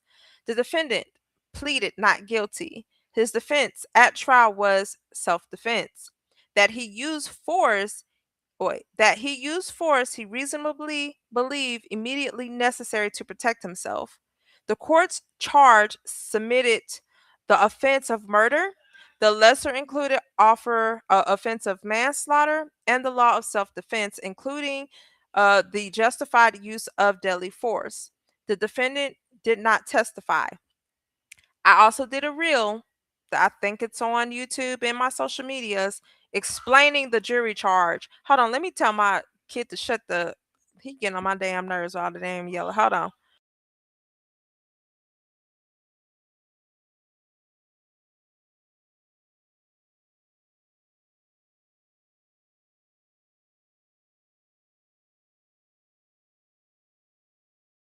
Boy, I can't wait for these kids to go to college because goddamn, they're getting on my damn nerves. But anywho's, so if you have not seen the jury charge, definitely look. And the reason why I put that up there so everybody can see exactly, so they had to take the events and apply it to one of those three sections. And the way that they worded the jury charge, that's another thing. All right. On June 9th, 2026, the jury found the defendant guilty of murder and the court imposed a sentence of 35 years confinement. These matters appear from the indictment, the court's written charge, and the judgment. Okay? So again, it says these matters appear from the indictment, the court's written charge, and the judgment. This case drew national attention from the outset, and the court appointed a public information officer to assist with media credentialing, communications, and access logistics. In practice, public and media access were administered through that process. What follows is how that access was in fact administered. Before trial, at the perimeter of the courthouse campus, at the courtroom door, and after the verdict. They meant to put I had my mouse right there. Secrecy before trial, the gag order, chambers conferences, and no public pretrial hearing. Now that is interesting. So y'all was chit-chatting in the chambers? That's a no-no. The closing of this prosecution to public view began more than 10 months before trial. On July 28th, 2025, acting sua sponte and on no party's motion, the court entered an order prohibiting extrajudicial statements, a gag order binding the parties, their attorneys, witnesses, the law enforcement personnel, courthouse and court staff, and court appointed officials, which by its terms remained in force through trial. Yeah, definitely go ahead and hit that like button if you have not done so. Share, share, share. Covered persons with firsthand knowledge were restricted from speaking publicly about the facts, evidence, witnesses, and expected testimonies absent written approval from the court. The gag order's terms were sweeping. Unless first approved in writing by the court, no covered person would make any extrajudicial statements that addresses the character, credibility, expected testimony, guilt, or innocence of any party or witness that discusses evidence anticipated to be introduced at trial, or that intends or is likely to influence public opinion and potential jurors. Restrictions expressly applicable to any public medium, including traditional news outlets and social media, and enforceable by contempt, fines, attorney discipline, or other remedies. Its findings were three sentences. The media coverage has the potential to imminent and irreparable harm to the defendant's right to a fair trial, that alternative measures such as venue change, juror screening, uh, what is that, sequestration, something like that, would be inadequate alone, and that narrowly applied speech restrictions as necessary to protect juror impartiality. No evidence is recited. The order permitted only procedural announcements such as hearing schedules, court filings, and statements required by legal or ethical duty, a safe harbor that presupposed filings the public could see. By its terms, it would yield only to further written order of this court, and the amended order later reaffirmed it until the completion of the trial. In the 10 months it operated, no person was ever alleged to have violated it, so far as public records reflect. The substantive pre-work, Lord Jesus, I need to go to bed. Pre-trial work of the case was then conducted out of public view. The parties' pretrial conferences with the court, including a May 21st, 2026 conference in chambers at which the parties' evidentiary understanding was described to the court, and a May 29th, 2026 meeting addressing trial, security, and scheduling occurred in chambers outside open court. Now, if y'all don't know how this goes, I'm going to give you the most recent example. Tyler Robinson. Tyler Robinson, the dude who allegedly unalived Charlie Kirk. That's not trial that they're having. That's like the preliminary hearings. If y'all follow me, Blueface. Like you see these pre-trial things that are going on, right? That's early on in, like, y'all have to put two and two together. For Karmelo Anthony, they had it in the chambers. The pre-trial conferences was in the chambers. All right, it's neither here nor there. The parties' pretrial conferences with the court, including a May 21st, 2026 conference in chambers at which the parties' evidentiary understanding was described to the court, and a May 29th meeting addressing trial security and scheduling occurred in chambers outside open court. No reporters see, and that's why. When you do it in the chambers, the court reporter ain't there. So there's no records that exist. A matter the hearing will confirm. I remember there was one case. I think that was Young Thug. That was Young Thug case, if I'm not mistaken, where they were having, was it? I gotta go back. It was so many cases. These judges was having meetings in the chambers. I think it was. And then they was fighting to get that judge recused from the bench because of those meetings. I got to go back. But I think it happened in the Young Thug trial. Similar instance right here. Um, no pretrial hearing was ever held on the access restrictions, and the Register of Action reflects no such setting. The public docket discloses no motions in limine. Nope, I didn't see that either. And none of the substantive pretrial litigations, because there's pretrial documents that you have to file before trial, like witness lists, exhibits, motions in limine, all of that. I didn't see none of those except did I? I didn't even see the exhibits. But anywho, that's neither here nor there. Um,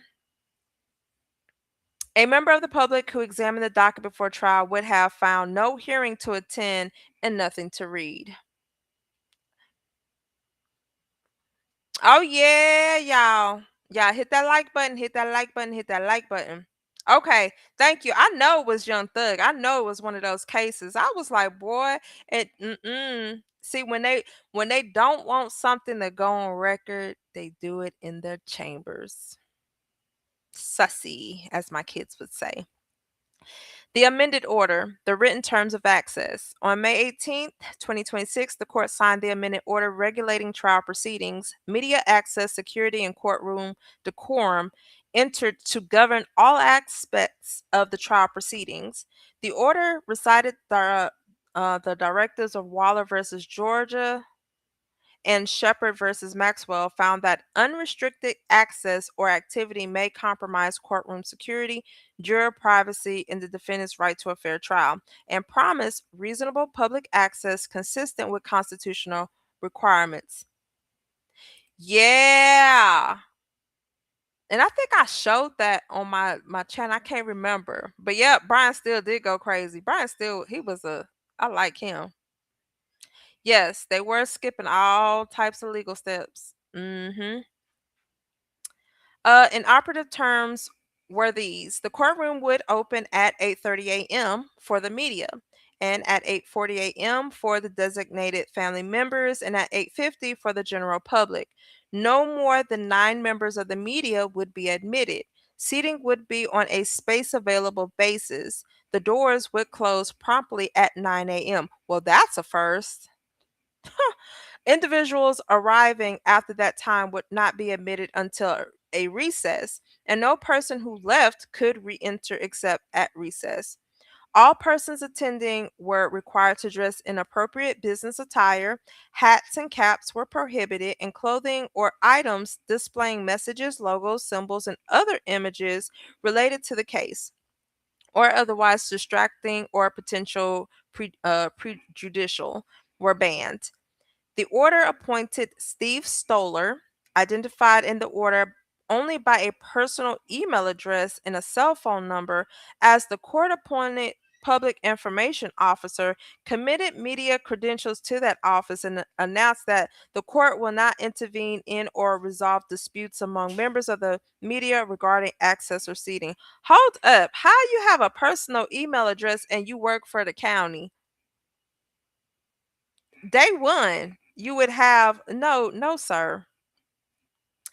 The order contained no provision for an overflow room, an audio feed, a video feed, or any means of observation for members of the public turned away, and no mechanism by which a member of the public could be heard to object to any of it.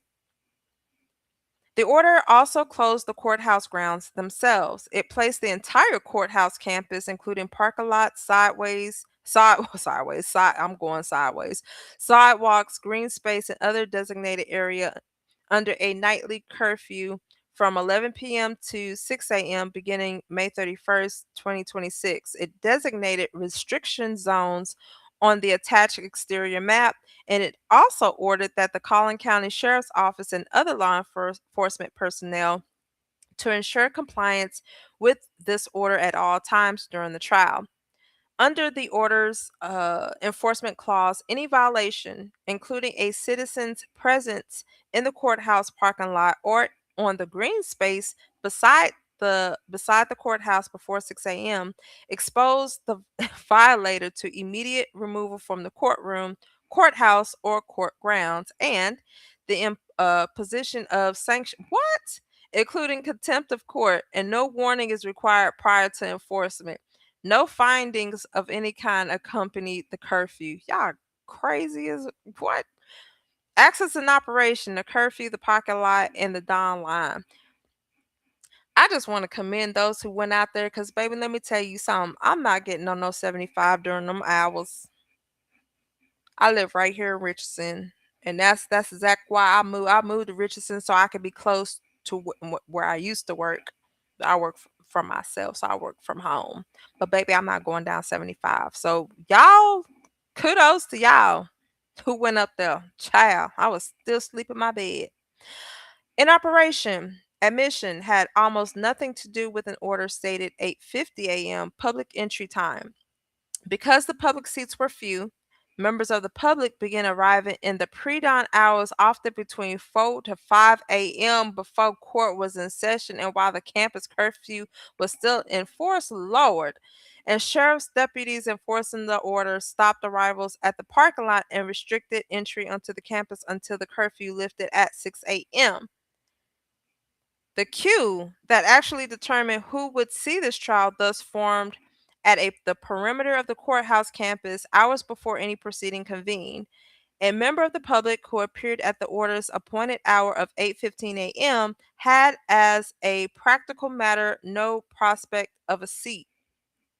The line itself was administered without published standards and not even-handedly.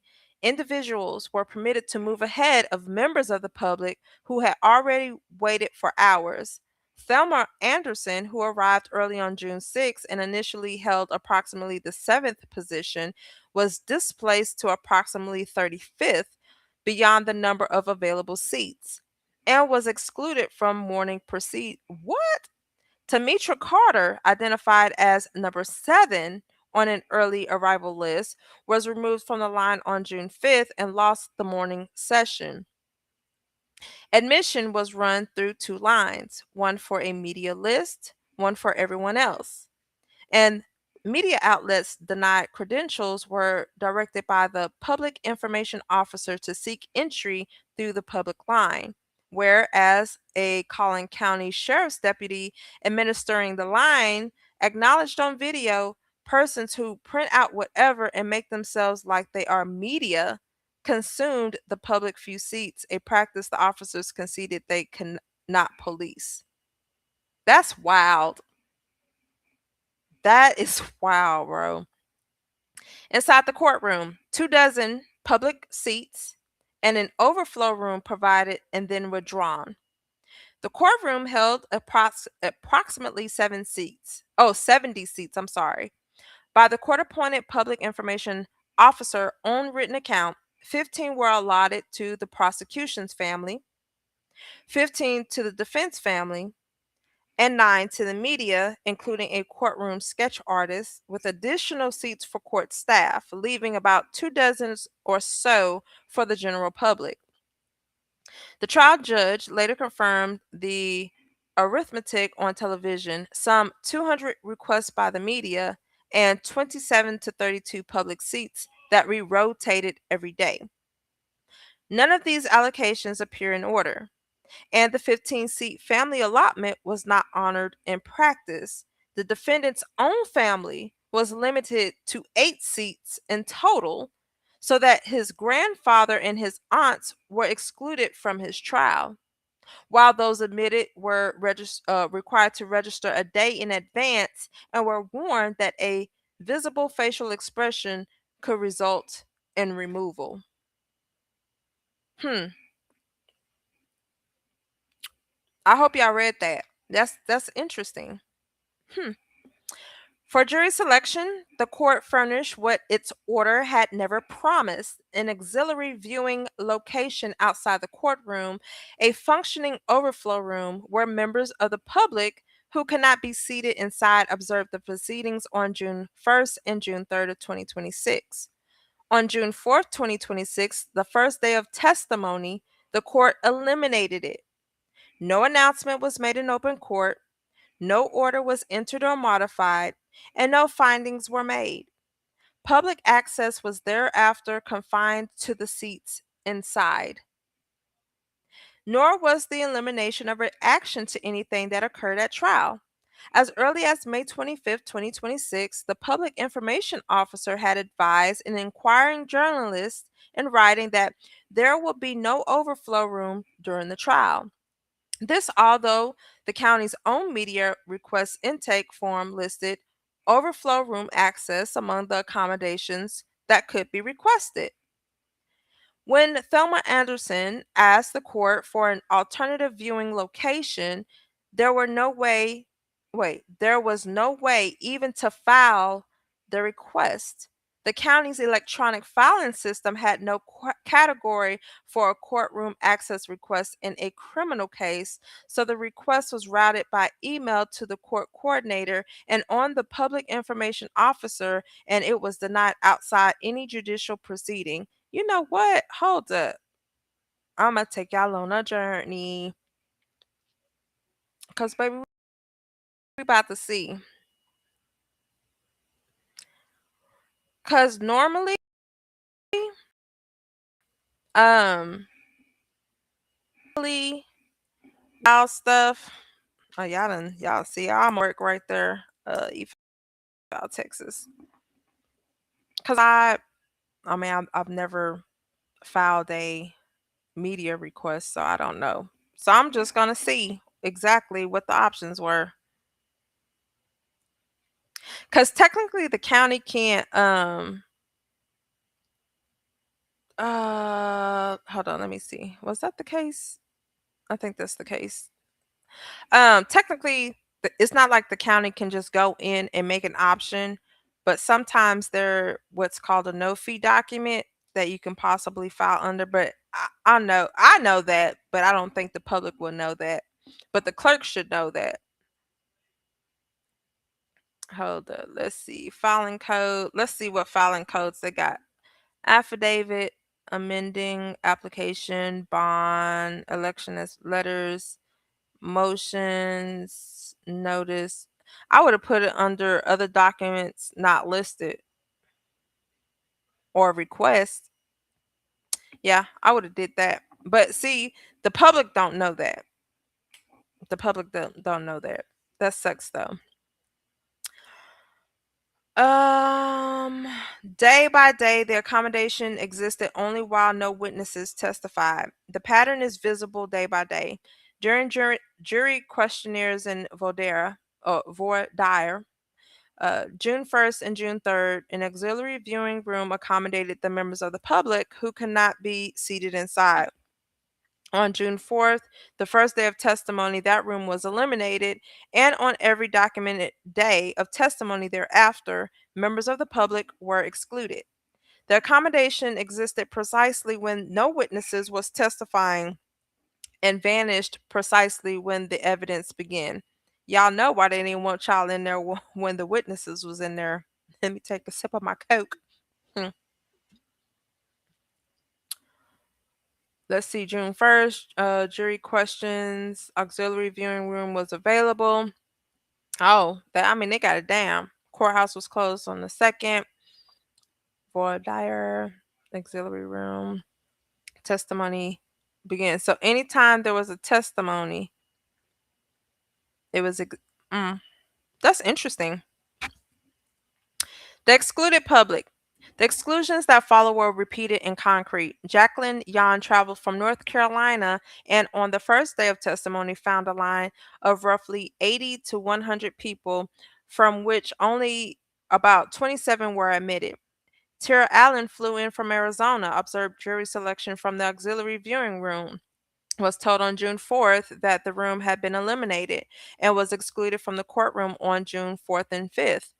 Bridget Smith attended on June 4th, 1st, 4th, 5th, and 6th and confirms both the roughly 27 public cap and then the elimination of the outside viewing location once testimony began.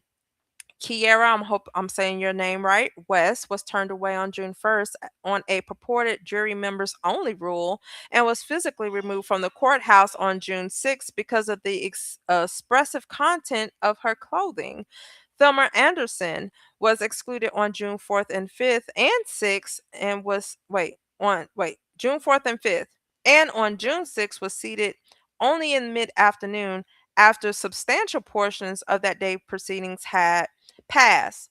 Throughout, no declarant observed any disturbance, security incident, or disruptive conduct by any member of the public that would explain the restrictions. So y'all just like, what was the purpose of that? I'm saying if y'all can't reasonably see that these are accounts that happen.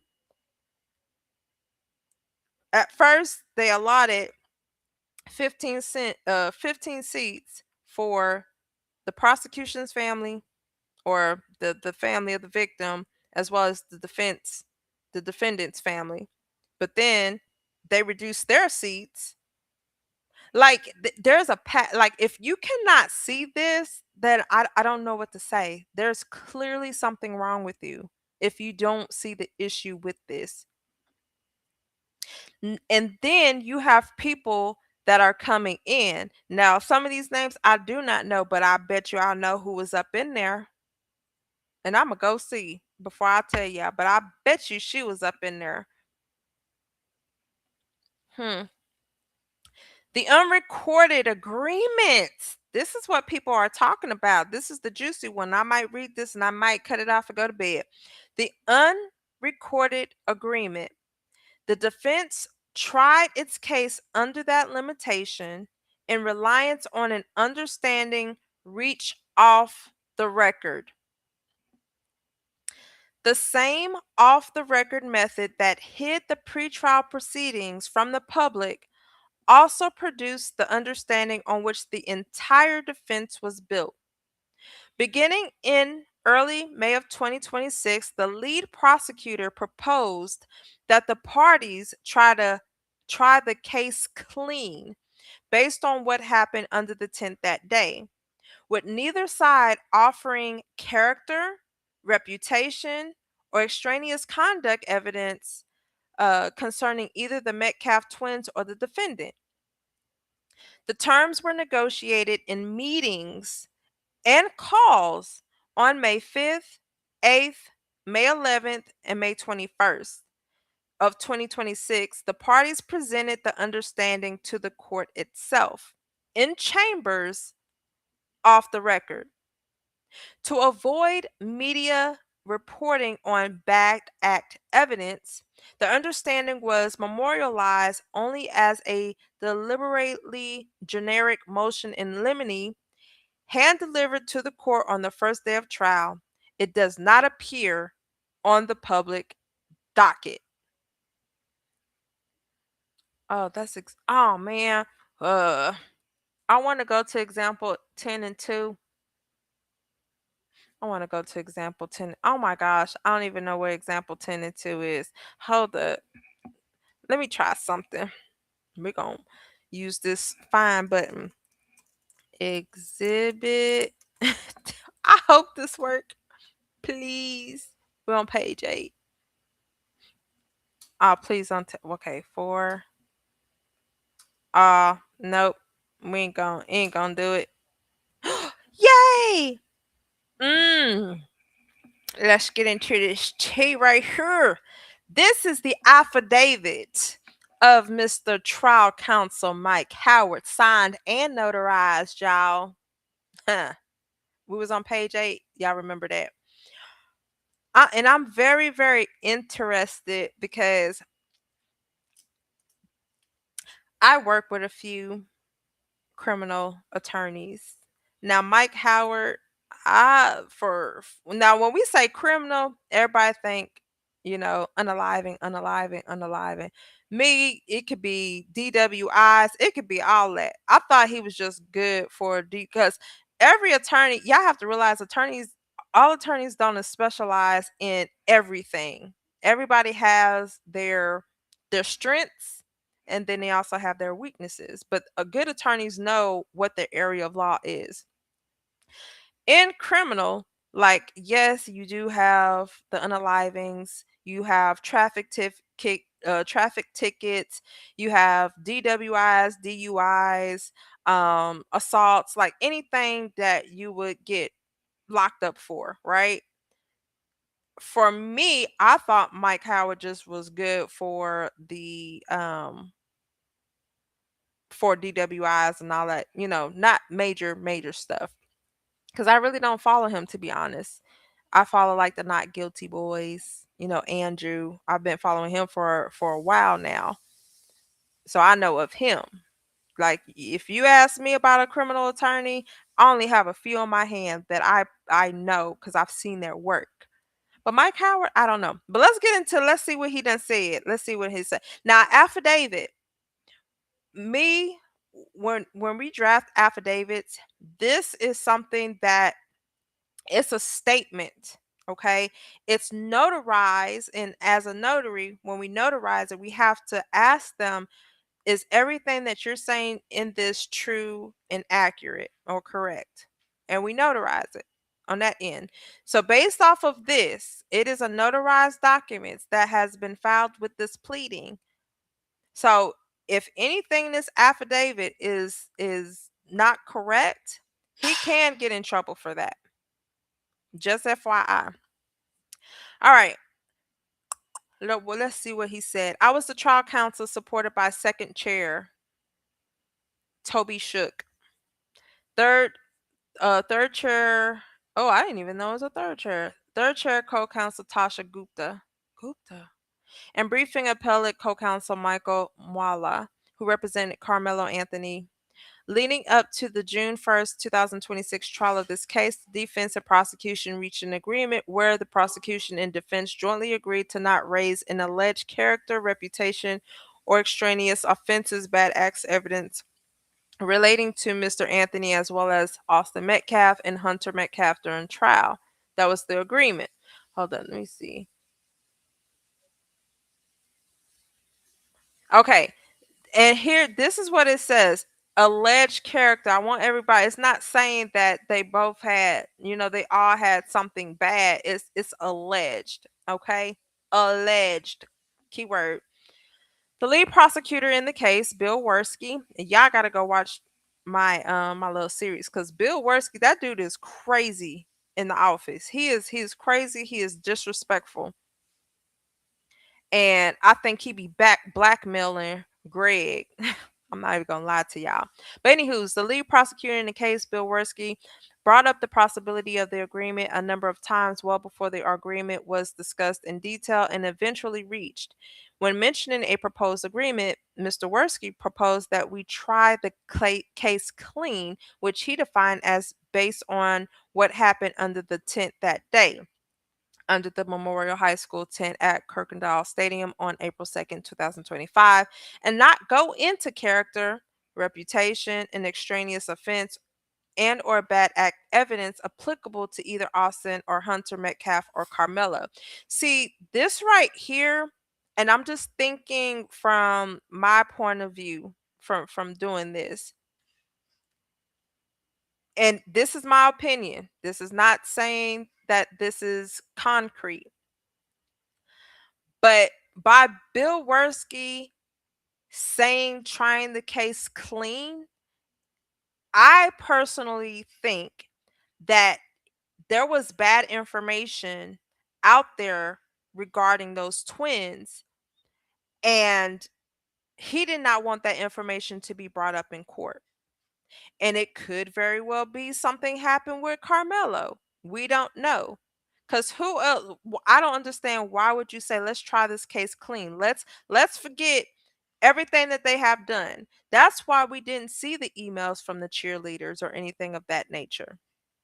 Because I'm telling you this right now, even in civil cases, we're pulling up everything on you. We're pulling up everything on you. So I feel it is the same in a criminal case. We're doing a background check. We are seeing, because we're going to try to use everything that we got.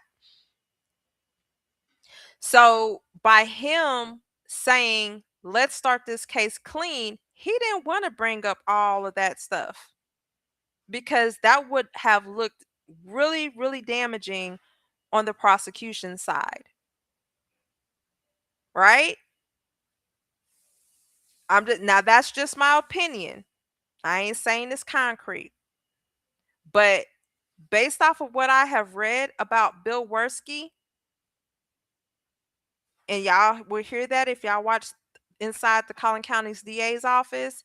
He's going to do any and everything to not have something get out. A little snipping into the Collin County DA's office, several complaints, several complaints from prosecutors, young prosecutors, tenured prosecutors about the actions of Bill Werski, about Greg Willis. And, and uh, these people report the HR. HR says we ain't never got the whatchamacallit. But Bill, behind closed door, people are sending a mass email to all the judges, the county commissioners, the staff. Everybody is getting these anonymous emails and letters regarding the acts of Bill Werski and Greg Willis. And he knows this. And guess what they do? They have these closed sessions behind doors to talk about it and to see what they can do so this shit don't leak out. Same thing here. He didn't want none of that to leak out because that would have been very damaging to the prosecution. It's right here in plain English. I can't say I'm making shit up because it's here. We're looking at it. I got the lawsuit with him and Greg Willis. Y'all can look at it too. They have a history of hiding shit. So he knew. He knew. And just think about it. If you have something damaging on the person that was unalived, right? You don't want to shed no bad light on. They have to continue to be the victim. And y'all don't even want to know what he said about victims. Y'all got to tune in. He said something about victims. Once this, I have to go see if it was published, if I already said it already. What he said about victims, I was like, bro, are you serious? But yeah, anywho's, I'm just gonna say this. He don't care about them victims. He don't care about them victims. I'm just gonna tell y'all that. On May 5th, 2026, Mr. Shook and Mr. Worski discussed this proposed agreement by phone. During that phone call, Mr. Shook and Mr. Worski discussed the evidence of character, reputation, and extraneous offense bad conduct as it applies to both the Metcalf twins and Karmelo Anthony. Mr. Worski reiterated that he would be happy to try this without getting into character at all, just on what happened that day at the track meet. Y'all see that? That right there just tells you. So, hey, both of them, the Metcalf twins got a history. Carmelo has a history. Now, how bad it is, we never know. But somebody has publicly came out and said that the twins were bullies. Yeah, yes, they did. Exculpatory evidence. They did. On turn off the light. Oh, wait, no, when you finish, Dylan, when you finish. On May 8th, 2026, defense and prosecution teams met in the Collin County Grand Jury Room.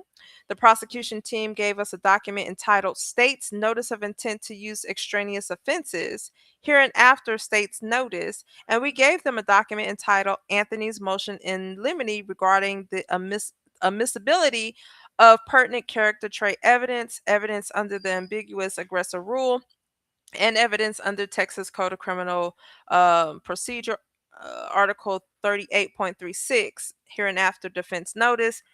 After tendering to each other our respective extraneous filings and briefings, then discussed the proposed agreement, which Mr. Worski referred to as the gentleman's agreement.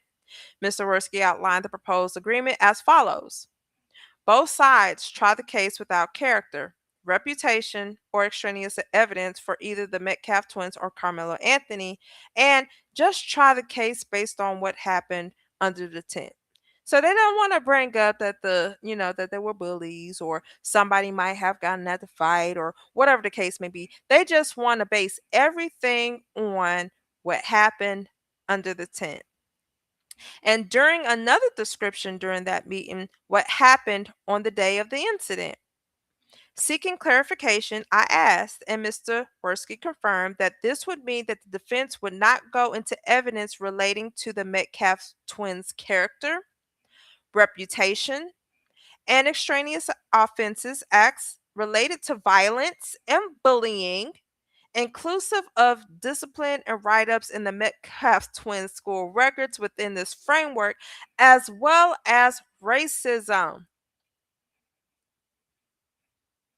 Do I need to read that again? I'm gonna read that again because this is an affidavit that was filed in this pleading. There are rules to filing affidavits, and you're lying. I just, FYI. I'm gonna read that again.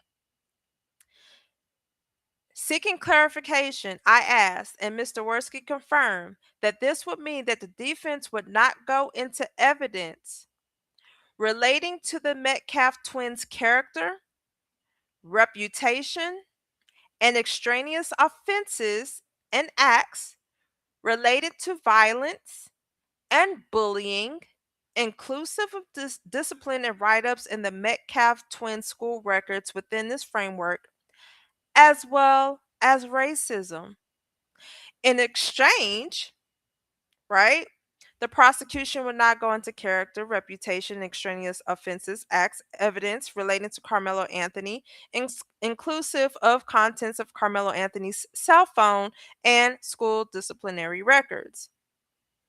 At this meeting, I sought clarification on how this agreement would work practically, specifically, how to handle the possibility of opening the door to this evidence from either side. During this meeting, Mr. Worski repeatedly expressed his concern that the defense would kick open its own door by asking questions of witnesses that would delve into issues restricted by their agreement. I asked about specific statements made by witnesses interviewed by police and captured by video on the day of the incident, where those witnesses discussed the McCass twins being passionate, triggered, and not tolerating being disrespected, etc. Mr. Worski eventually agreed that questionings narrowly tailored to ask about specific statements and witnesses made to police about the incident under the tent on April 2nd, 2025, including statements just described about the mindset and actions of the parties involved in the incident, would not constitute kicking open your own door and thus would not violate our proposed agreement. During this meeting, we discussed the terms of the agreement being that testimony from eyewitnesses from under the memorial tent on April 2nd, 2025, and who were discussing the facts of what happened under the memorial tent on April 2nd, 2025 would be permissible, and that neither side would go into character, reputation, or extraneous evidence for either the Metcalf twins or Carmelo Anthony. During this meeting, I also asked about the agreement regarding the possibility of the defense calling experts, because that's normally what we do. We call experts. We have experts. Any video, any audio, medical records, vocation specialists, doctors, whoever. There's experts. Anywho's going back, so I asked how the possibility of the defense calling experts to testify during the guilt innocence phase would impact the proposed agreement. The prosecutor team relied that they had not considered us calling experts to testify during the guilt innocence phase. They stated that if the defense called experts to testify regarding Mr. Anthony's epilepsy or about a fight or flight response, they considered expert testimony like that to violate the agreement and thus open the door to character, reputation, and extraneous offense evidence. Y'all hear this? Are y'all listening to this? Who said they are unable to hear? Michelle, I'm not sure what's going on. I know people are saying stuff, so I believe they hear me. If y'all can hear me, please put a one in the chat. I don't want to be up here talking to myself. Yeah, that good old boy agreement. Yes, definitely. If you have not hit the like button, please hit the like button here on YouTube. If you're on Facebook, definitely hit the like button. Share wherever you are. If you are on my true crime talk with your favorite paralegal channel, definitely hit the like button and share and subscribe. Awesome. Thank y'all. Thank y'all. Thank y'all. So they literally restricted evidence. His rights were violated. Collin County about to pay. Baby, baby. And I hope y'all can see the chat. I'll try to put it somewhere y'all can see it. But y'all are listening. Y'all picking up what I'm putting down. All right, let's get back into it. On May 11th, 2026, Mr. Worski, Dewey Mitchell, Mr. Shook, and I discussed the proposed agreement again by phone. I informed the prosecution that we had an informal agreement on the proposed agreement, but that we needed to have a final conversation with Mr. Anthony and his parents to confirm the final agreement.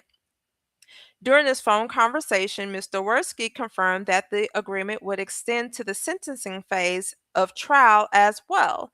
Mr. Worski said that would mean that, in accordance with the agreement, the prosecution would quickly rest its sentencing case in chief without going into any of the allegations listed in the state's notice.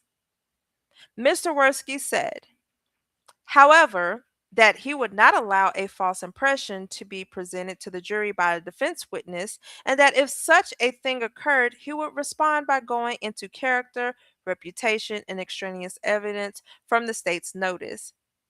After the defense asked about an Anthony family member testifying at sentencing, Mr. Worski agreed that the agreement would cover Mr. Anthony's mother testifying to the standard, "I love my son, please show him mercy" type testimony, but that's it.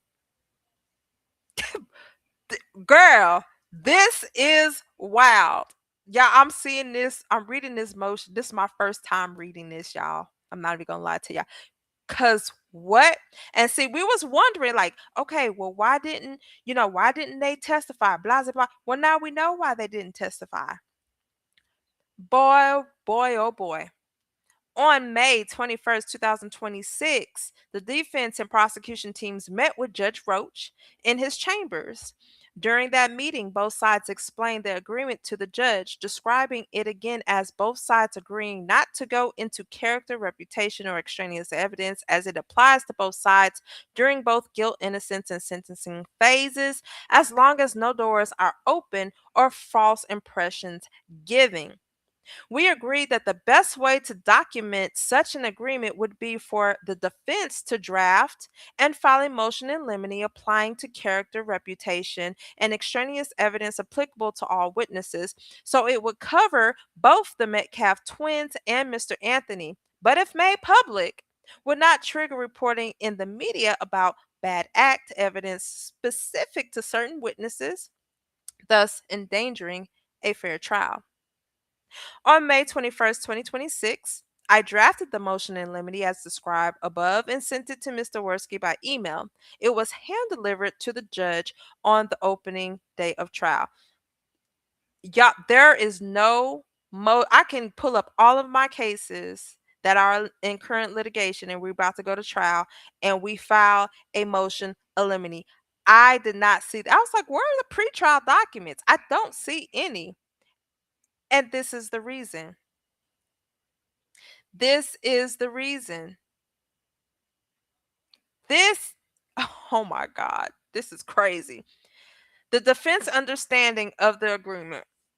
Okay, let me see. I want to get through this. I want to get to this, y'all. I want to get to this. I know I see y'all comments and I try to put it up there on the screen. Yeah, it is. It's worse than we thought.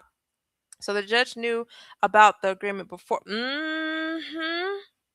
Mm-hmm. But see, here's the thing. Procedures. Why wasn't the motion to limine filed? And I can even go to the local court rules, and it shows you all the pretrial documents that has to be filed. Did Karmelo attorney feel that there was some damaging character issues against Karmelo to have them agree to that? Otherwise, that a bad crime.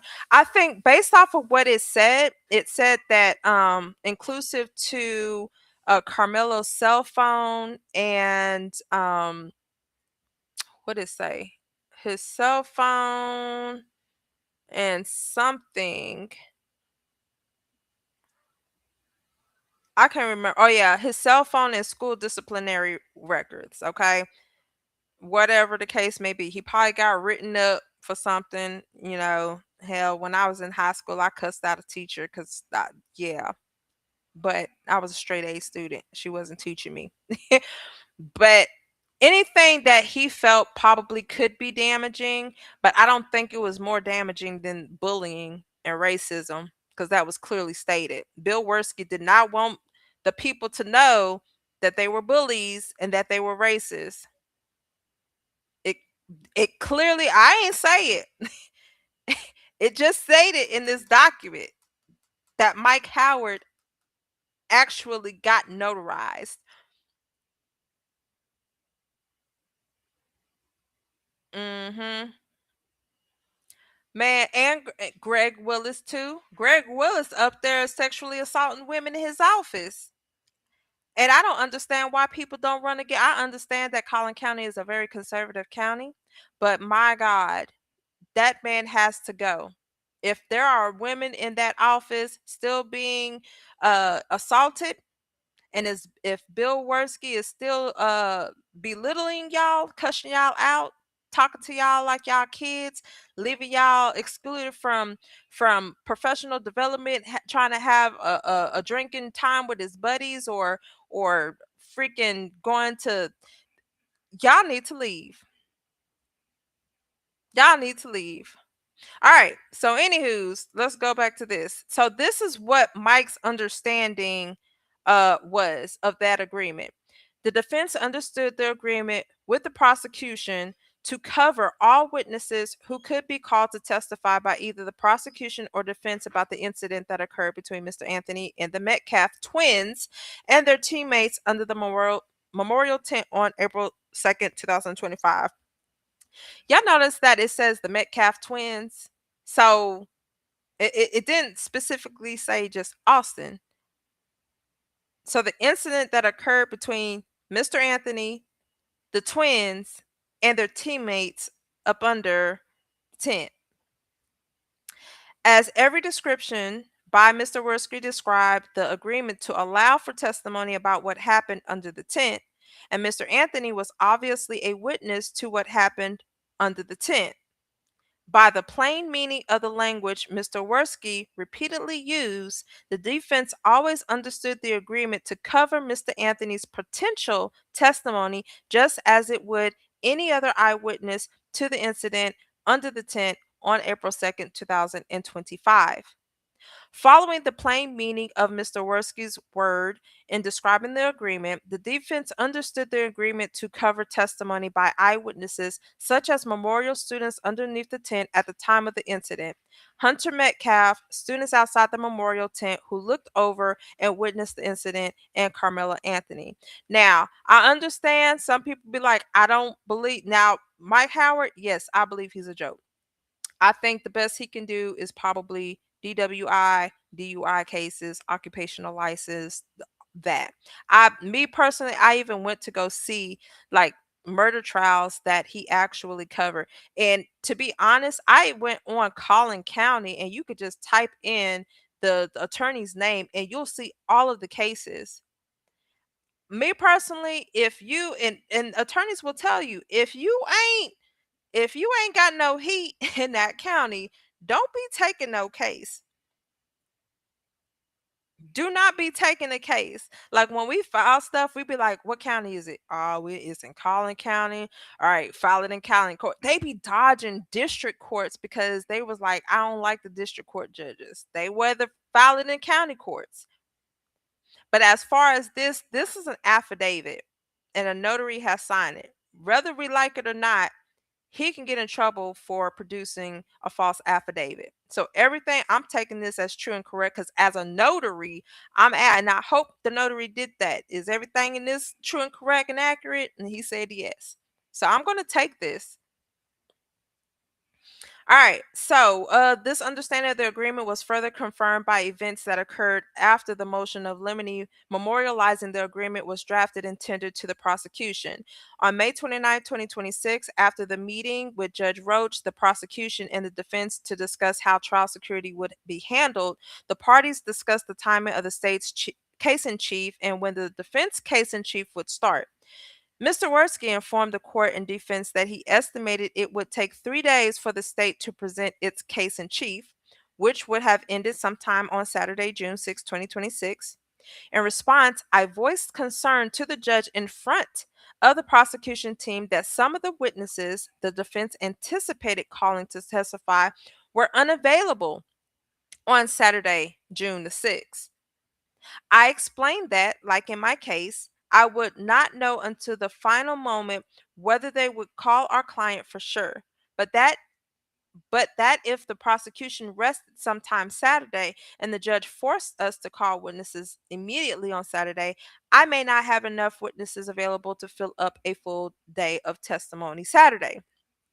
I explained that. If this happened, it would force me to call my client out of order. The defense plan was to call all fact witnesses first to establish certain facts and then conclude by calling our client to testify as our last witness. Yes, there is an order. One day I might have to go through and kind of show you guys how the process works so y'all can see. On Friday, June 5th, 2026, the second day of testimony during the state case in chief, I checked in with Mr. Worski about how he was proceeding and whether he would end up making more or less time to present his case in chief that he initially estimated. Mr. Worski informed me that he was moving more quickly than he had initially estimated. Yeah, estimated. So the prosecution was on track to rest its case in chief midday Saturday. In this conversation with Mr. Worski, I again brought up the fact that several defense witnesses were unavailable on Saturday, and if the judge proceeded with his plan to force the defense to call witnesses immediately upon the prosecution resting in order to have a full day of testimony on Saturday, we might be forced to call our client out of order.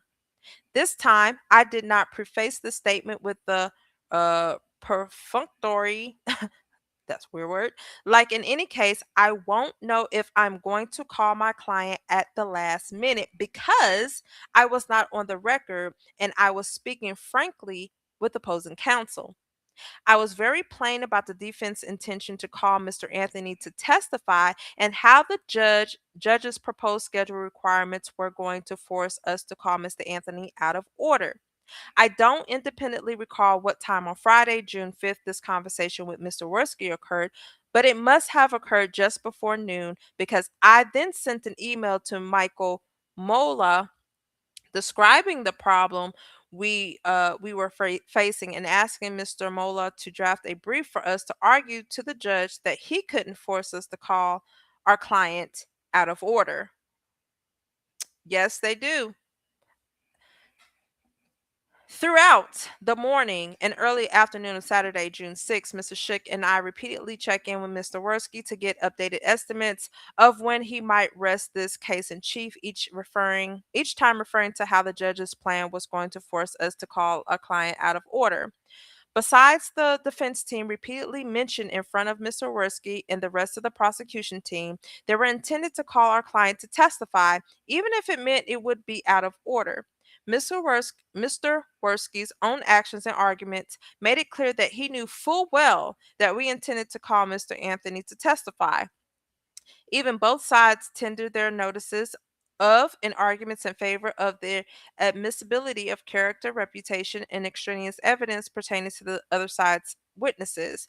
Mr. Worski made references to understanding that the defense sought to introduce character and reputation evidence about Austin and Hunter Metcalf that was uncommunicated, unknown to Mr. Anthony via the ambiguous aggressor rule from Torres versus State. The ambiguous aggressor rule and the admissibility of uncommunicated character and reputation evidence of the decedent in a murder case are all part of a self defense argument. Torres discusses in depth how the ambiguous aggressor rule allows the defense to put on uncommunicated character and reputation evidence before or after the defendant testifies. Mr. Worski repeatedly brought up Taurus in discussions with the defense team in the months leading up to trial, stating that while he thought the judge would rule correctly and not allow the evidence, he concluded that character evidence could be allowed. So you just see they all in it together. I'm telling y'all. And I'm not just saying this based off the Carmelo Anthony case. I'm saying this based off of that lawsuit against Greg Willis and Bill Werski. All them judges knew what was going on. Every last, even Greg Willis' wife. How can you be married to this man? All right. This repeated discussion of Taurus and how it may apply to the trial showed that Mr. Worski was well aware of at least the possibility of Mr. Anthony testifying in order to argue self-defense. So he didn't want him to get up there to argue self-defense because questions will lead to questions and open up a whole can of worms, and then bam, that whole agreement that they have went to oblivion. This was the entire purpose of the agreement. In it, that it provided value to the prosecution. Y'all hear that? So the agreement provided value to the prosecution, limiting the defense from presenting damaging character and reputation evidence against Austin and Hunter Metcalf and the defense. From the defense perspective, the entire agreement centered around the defendant testifying without impeachment of character, reputation, extraneous evidence in exchange for the defense, not seeking to introduce character, reputation, extraneous evidence against the Metcalf twins. Furthermore, any competent criminal trial lawyer knows that for a self defense argument to have any chance of succeeding, the defendant must testify. For all these reasons, the defense always understood the agreement to include Mr. Anthony's testimony free of impeachment by character, reputation, extraneous offense, bad act evidence, just like every other witness either side could call to testify about what happened under the tent that day. So this is the reason Carmelo did not did not testify, because if he testified, then that would have opened up a can of worms for the Metcalfs, and that would have looked bad on the prosecution. That's pretty much what that's saying in a nutshell. The defense reliance on the agreement throughout the trial, the defense, and once I finish reading this, because I'm going on 12 o'clock midnight. Throughout the trial, the defense revised its trial strategy in reliance upon the agreement. Absent the agreement, the defense intended to cross examine each memorial student witness the prosecution called about Austin and Hunter Metcalf's character and reputation for violence, for being bullies, and for racism. The defense also intended to cross examine these witnesses about various statements they had made to the police on April 2nd, 2025, regarding Austin and Hunter Metcalf easily triggered, having a loud mouth, being passionate, not allowing themselves to be disrespected. Some specific examples include Austin's a really big guy, and he's kind of like the aggressive guy on the team. Austin got the same way that he got during the altercation, and the same way he got with some of us. And the mellow kid, something or whatever, and then Austin kind of got triggered. Austin and Hunter, they're not going to let you disrespect them. And Austin, like, he's like a big guy, so nobody really wants to fight him. And Austin, really a passionate guy. And Jose told police about Austin's history of fighting and almost getting kicked off the football team for fighting. I've known Austin for a while, and if Austin is about to get into a fight, you can tell. Austin can be a bit aggressive at times, and he has a bolder mouth sometimes. If the prosecution did not call any of these witnesses, The defense was ready to call them during the defense case in chief and question them of hostile witnesses. Furthermore, the defense intended to call witnesses familiar with Austin and Hunter Metcalf's reputation for violence and bullying. The defense intended to call witnesses who themselves were victims of the Metcalf twins' violence and bullying. The defense intended to question Memorial High School teachers about the Metcalf twins' disciplinary history contained in their school records, which corroborated their character for violence and bullying. And finally, the defense intended to elicit testimony about the Metcalf twins' arrest for racist graffiti. Y'all see this? Y'all get paragraph 15 right here?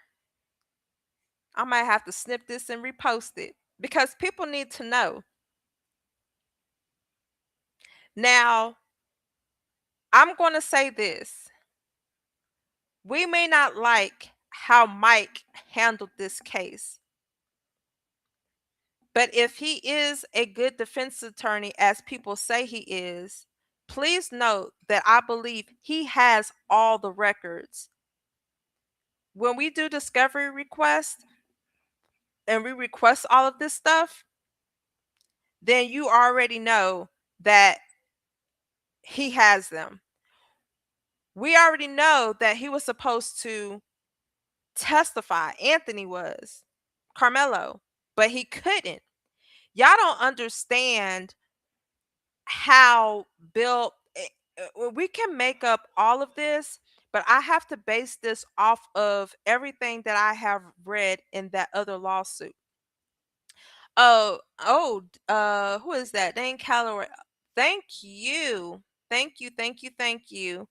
I hope all is well. I need that document you're reading. My team reached out to you because I told them you do a great job and I would like to collab with you. Oh, thank you. First of all, thank you. Thank you for the 100. Thank you for the being frank. Definitely. I'll be trying to do content. I'll be trying to hold it down. I have classes that I teach. Then I am a paralegal, so I do have a lot of work that I do, and then I do have kids and I do like my alone time. But I will definitely reach out to you and I will send this over to you so that way you'll have it. But I will email you tomorrow when I get some time so we can do some stuff. So, but thank you so much. You're awesome. Somebody said stop the tape. Y'all, oh my gosh. This right here this is wild. This is wild. That is why Bill Worski did not want this to come up. This changes the game. This changes the game. I don't care. Y'all can say whatever y'all want. I'm probably gonna get on Facebook and YouTube and see all these hateful comments. But people who have it, when people have to what am I trying to say? My brain is leaving me. When they have to refer or defer to racist comments up under a post, that's gonna be crazy. That's crazy because you know what? It's the truth. And when you know something is the truth, you're gonna try to defer from that by calling me racist, uneducated, a fake paralegal, whatever. I am reading an affidavit from the defense counsel. And you want to know why I believe him? Because based off of what I read in another lawsuit about Bill, I believe it. I believe it. I'm gonna run 15 back. I'm a reread this back. If the prosecution did not call any of these witnesses, the defense was ready to call them during the defense's case in chief and question them as hostile witnesses. Furthermore, the defense intended to call witnesses familiar with Austin and Hunter Metcalf's reputation for violence and bullying. The defense intended to call witnesses who themselves were victims of the Metcalf twins' violence and bullying.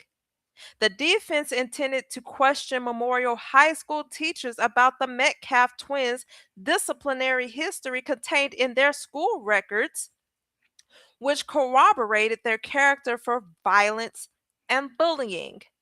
And finally, the defense intended to elicit testimony about the Metcalf twins' arrest for racist graffiti. Hmm. Hmm. Yep. And so the judge knew this. You know why the judge knew this? Because they had that meeting behind in the chambers. So you already knew all of this. Baby, what? In good faith, reliance upon the agreement, the defense did none of this. Because he said, okay, look, if we're going to start a clean case and we're only going to include what happened under the attempt, just because, and he shouldn't have done that. I will never, I don't think you'll ever catch a good criminal attorney to say, hey, okay, I'm gonna make a deal with you. Hell, we don't even do that in personal injury cases unless you're talking about settling our case. That's the only time we're gonna talk to you. But I would never, ever, ever, ever sit there and make an agreement with the prosecution in a murder case. Absolutely not. Whew. The defense even limited its questions of witnesses about statements they had made about Metcalf twins being triggered, having a loud mouth, being passionate, etc., that had been deemed to be allowed under the agreement in an abundance of caution to avoid opening the door.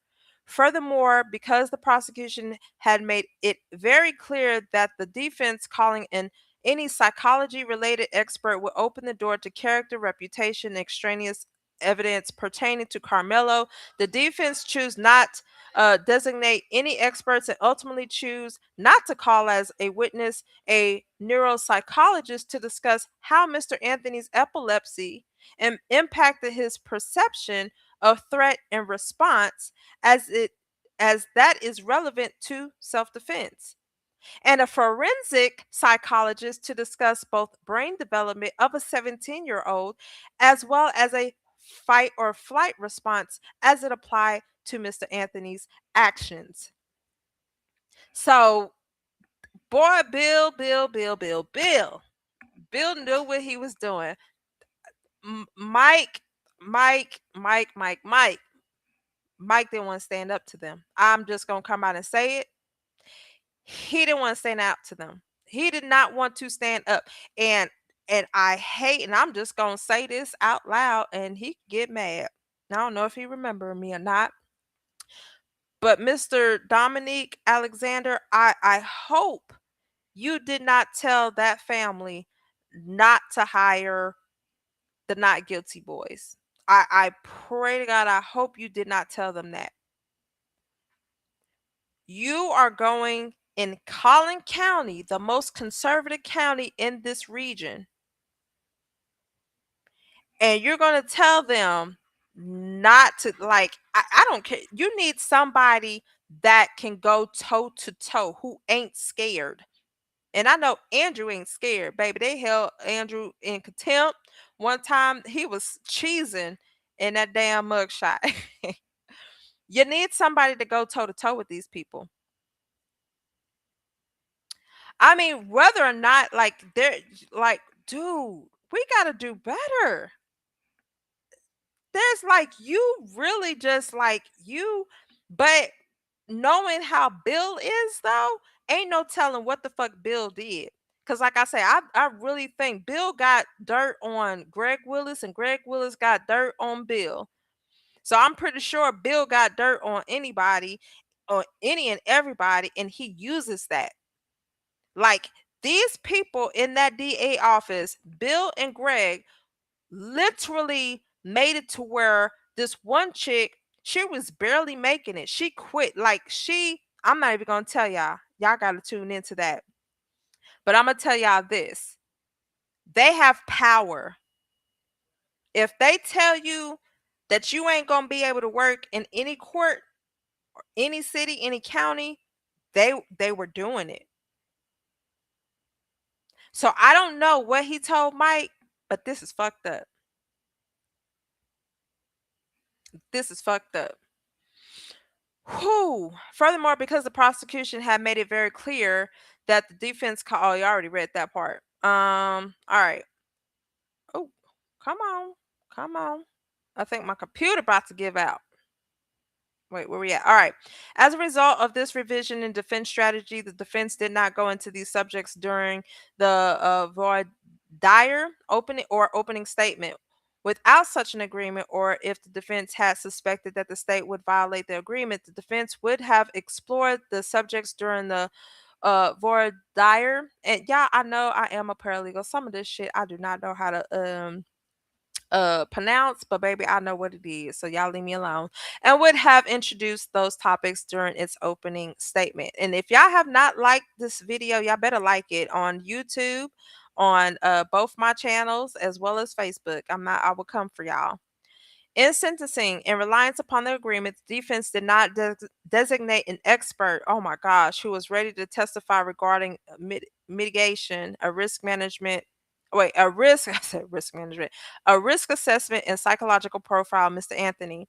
Furthermore, in reliance upon the agreement, the defense severely limited its available character witnesses to 3 questions of Mr. Anthony's mother, which had been previously agreed upon by the prosecution. Because remember, they told her she just got to say, I love my son, or some stuff like that, and that's all. Other than general character testimony and pleas for mercy, in reliance upon the agreement, the defense also did not go into substantial family violence Mr. Anthony had witnessed and been a victim of in his home. Wait a minute. Other than general character testimony and pleas for mercy, in reliance upon agreement, the defense also did not go into substantial family violence Mr. Anthony had witnessed and been a victim of in his own home. Child. Now that's some tea right there. Notification of breach of the agreement. All right, I'm trying to plow through this. On Saturday, June 6, 2026, after the prosecution rested its case in chief, the defense called witness Adam Linwood, Jeremiah Smith, and Jose Andre Ramos Mora before ending the day in the late afternoon, early evenings. On Monday, June 8, 2026, the defense resumed its case in chief, calling Brendan Stephens and Brandon Lacey. The defense next planned witnesses, and that's redacted, had been avoiding the defense subpoena and kept changing the time he told us he would arrive at the courthouse.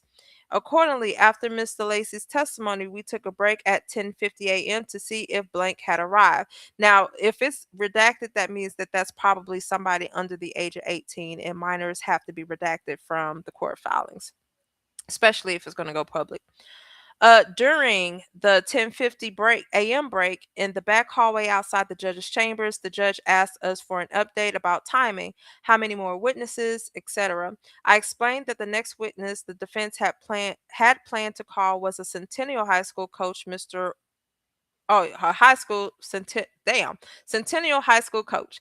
Mr. Worski asked what the coach would testify to that did not pertain to Mr. Anthony's character. I explained that this coach had witnessed Mr. Anthony's seizures, so he would testify about Mr. Anthony's epilepsy based on his personal knowledge.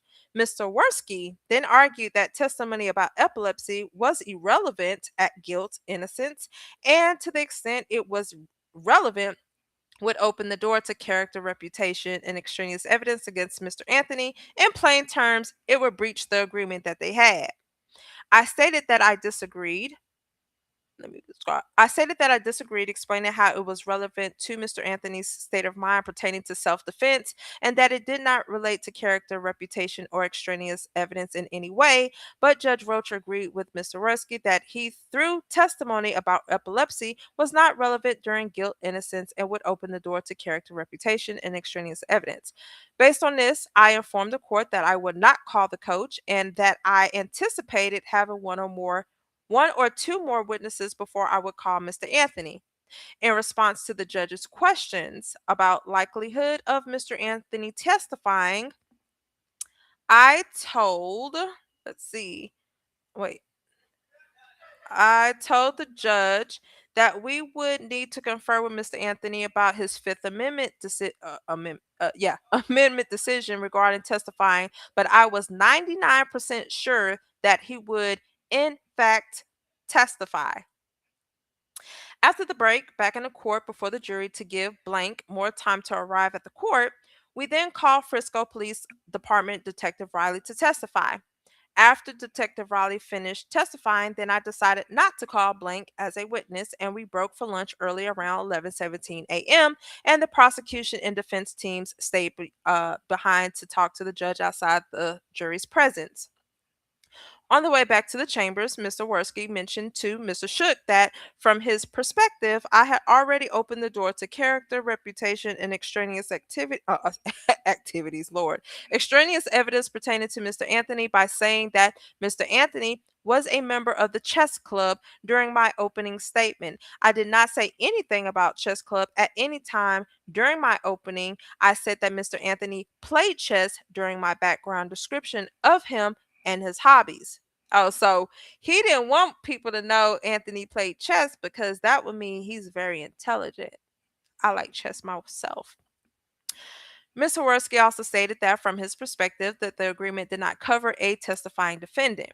Mr. Shook alerted me and Mr. Worski, Mr. Mitchell, Mr. Shook, and I stood in the well of the courtroom, and Mr. Worski repeated these statements, adding that the prosecution never thought that the defense would call Mr. Anthony to testify.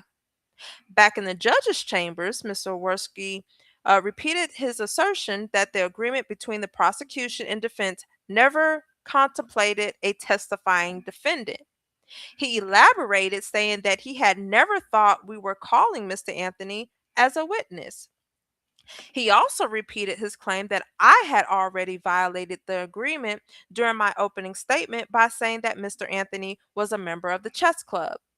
It is important to note that this was the first time Mr. Worski mentioned that he believed I had violated the agreement days earlier by mentioning that Mr. Anthony played chess during my opening statement.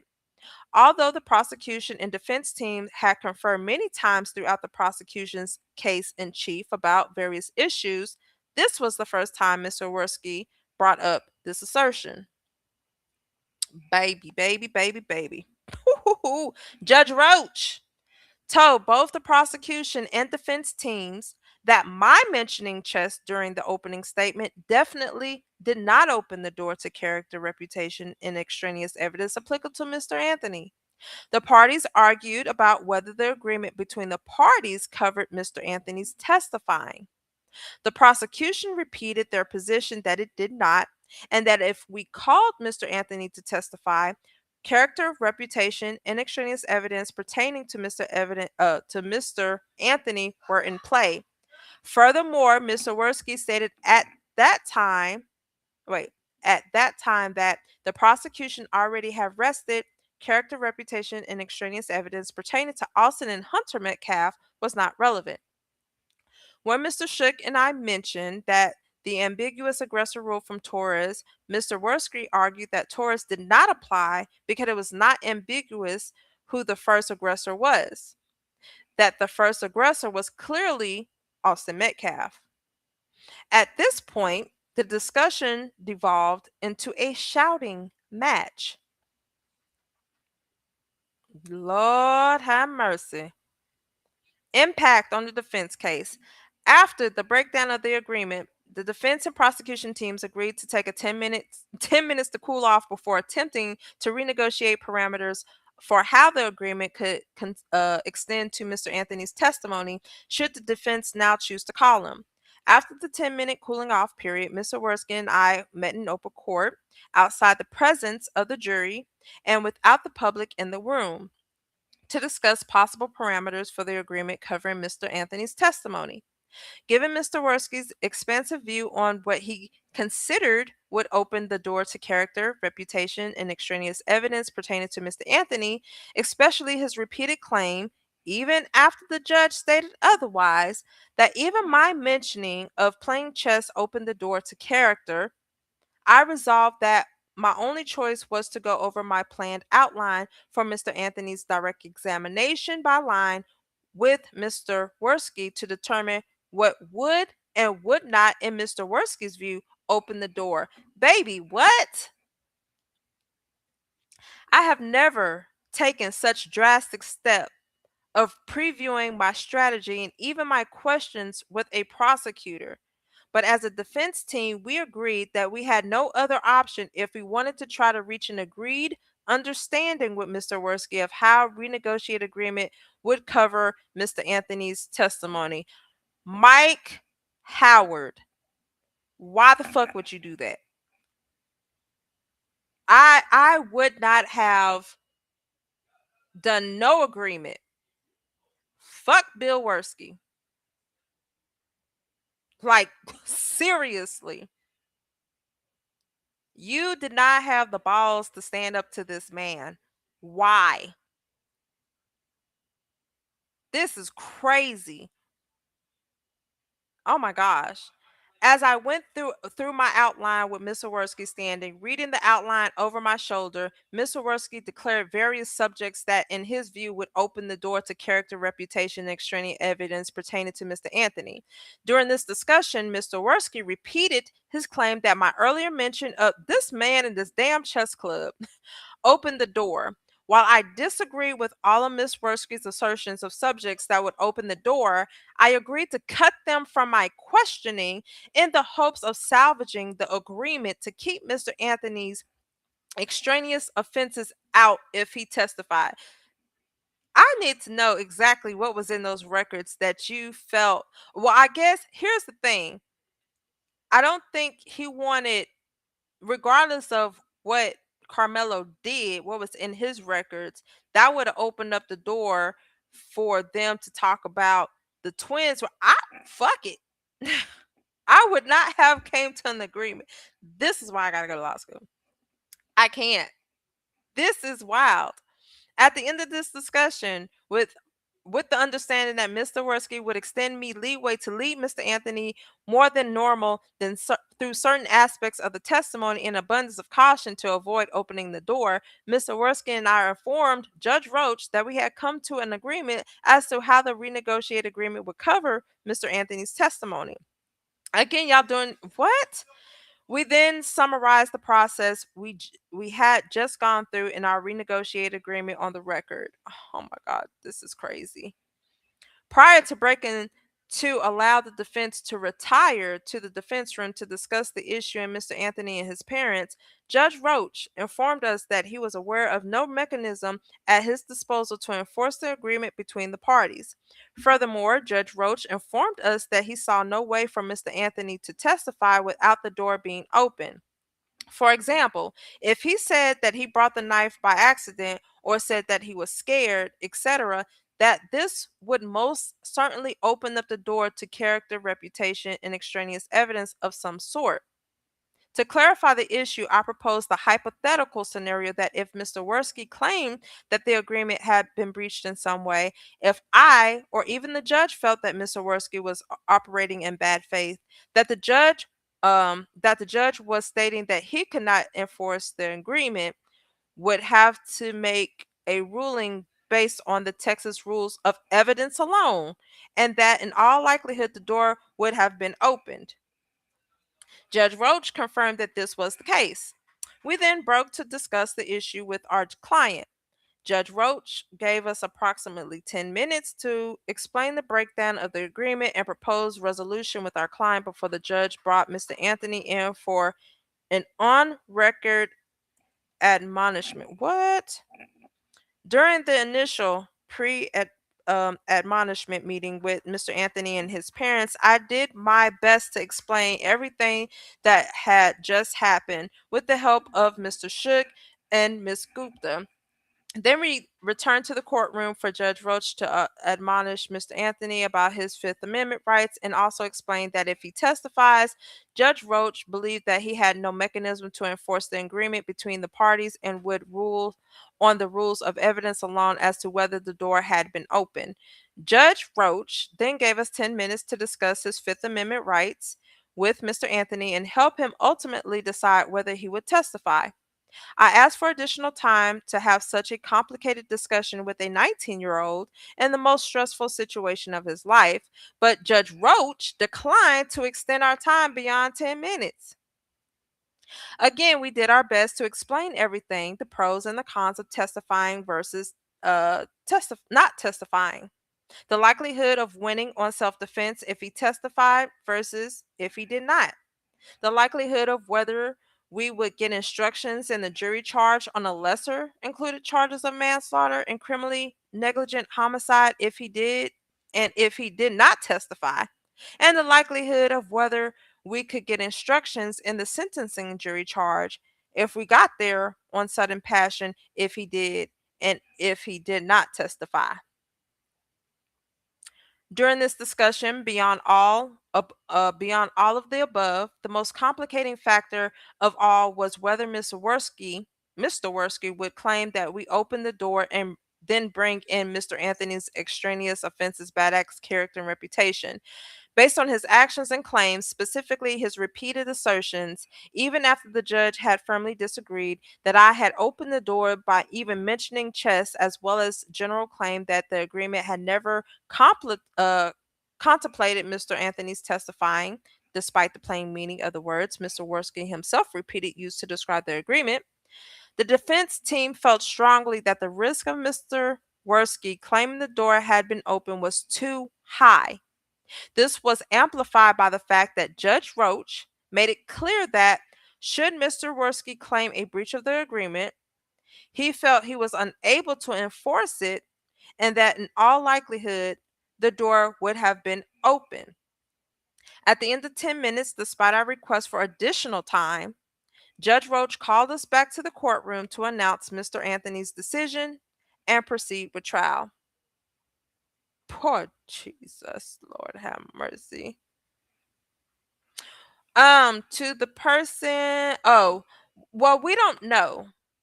We don't know. All it said was cell phone and his school records. So it probably wasn't nothing.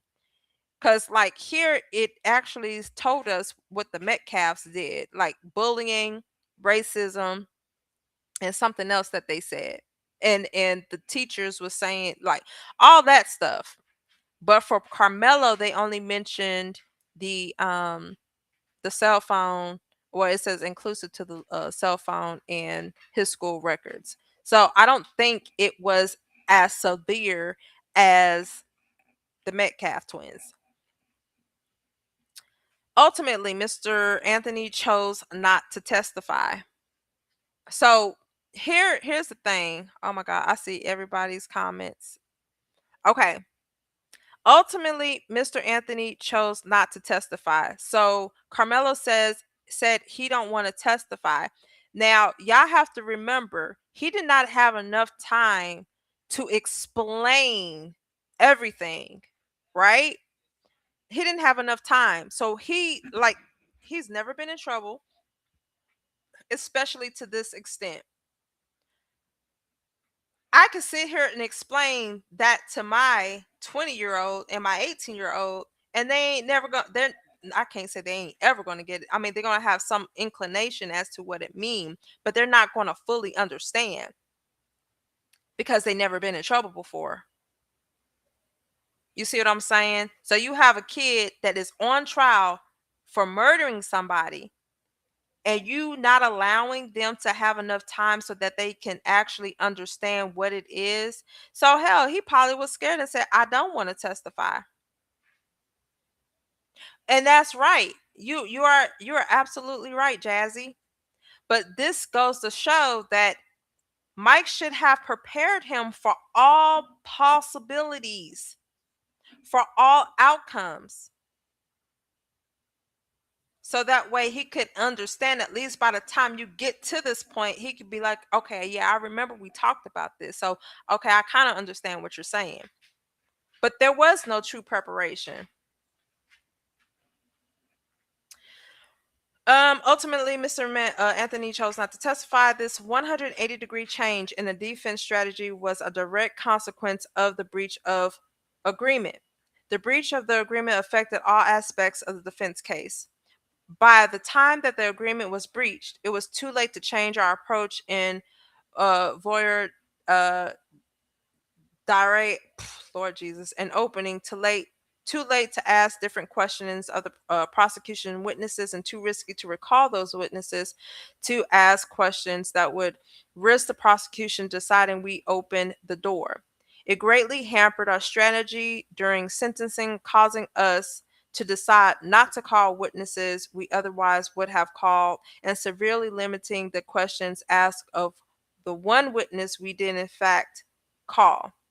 The prosecution's breach of the agreement directly and significantly undermined the defense's ability to present a complete defense.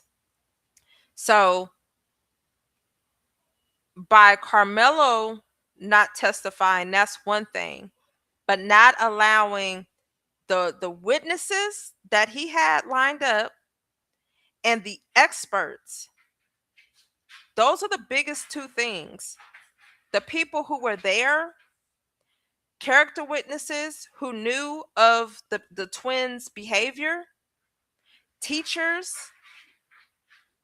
as well as experts, did not get to testify. Bill knew what he was doing. Bill knew what he was doing because that's the type of person he is. He's a bully himself. Bill is a fucking bully himself. So I'm gonna put a pause in there, y'all. I'm gonna put a pause in there because this was the affidavit. So we was on page 8. Y'all, I gotta figure out when I'm gonna come back tomorrow and finish.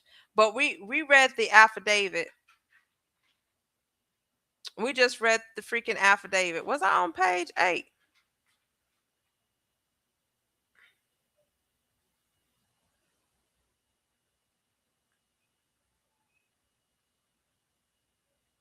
I think I was on page 8. Yeah, because I went to exhibit 10. Yep. All right. So we're gonna come back tomorrow and I'm gonna finish this. But hey yo, I think we got through a lot. I think we got through a lot already, y'all. I really think we got through a lot. Um, I'm shocked. I hate that this thing does that. Y'all see me doing all this. I'm really shocked. Um, in my opinion, I felt like Mr. Howard could have stood up to them. Why he didn't, we will never know. We will never know. Y'all, like I said before, please like this video. Please subscribe to my channel. If you're on Legal Doc Talk, subscribe. Head over to True Crime Talk with your favorite paralegal. That's my other channel. Get my subs up over there. Like and share. This is deep, and we're not done. We need to figure out everything. So we already know what was going on and what happened because Mike just told us. Mike Mike just told us what happened. I know we don't like Mike, but Mike just told us what happened behind closed doors. It's very disturbing. It's very disturbing. And like, no, I'm not an attorney, but I do work in the system, and this is fishy. Everybody needs to stop saying, and I'm not talking about everybody that's tuned in right now or chatting with me in the chat, but y'all have to understand this is not about the sentence. This is about courtroom procedures, things that were done that should not have been done. There are procedures that you have to follow, judges and attorneys, down to the people in the freaking courtroom. Therefore, he had a right to appeal, because appeal is about procedures. It's not, we're not disputing the facts. We're disputing what happened as far as procedures in the trial court. This is crazy. This is crazy. But y'all, it's about to be 1 o'clock in the morning.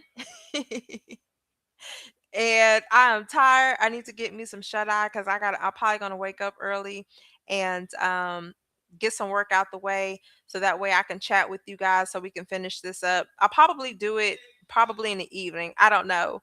But definitely let me know what time works best for y'all. If y'all want me to do it at 6 or 7, I don't know. That way I can cook for my kids prior to that, and I'll probably do it at 6. No, because my video come out at 6. I'll figure it out, but I'm sure y'all will tune in. Oh, y'all, I'm hollering. You know what?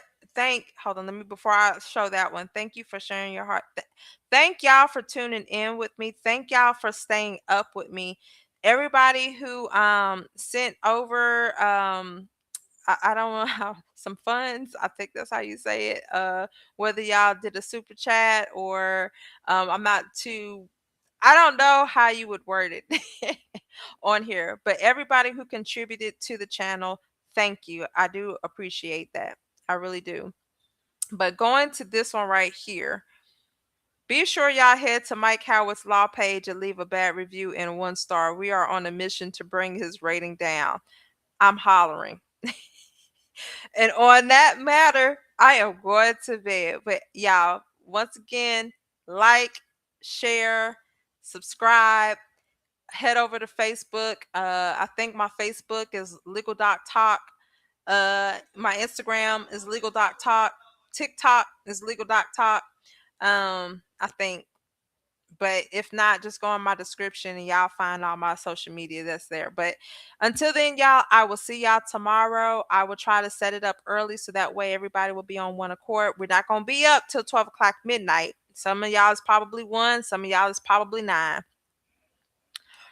I don't know. But good night. Oh, let me see. Will he receive? Well, okay, and before I do that, here's how this works. It's not, there's steps, okay? So we have to see how this motion to recuse and motion for new trial is going to play out. Mind you, they have 75 days to rule on that. If it doesn't rule in that favor, then the appeals process will then continue. And with that being said, the court record from the trial court as well as the transcript has to be submitted to the Fifth Court of Appeals. Once the Fifth Court of Appeals receive both the transcripts and the clerk's record, then it's forwarded to the appellate team, and then the appellate team has to draft a brief. And that brief is very intense. I think I covered a video kind of explaining what all a brief entails.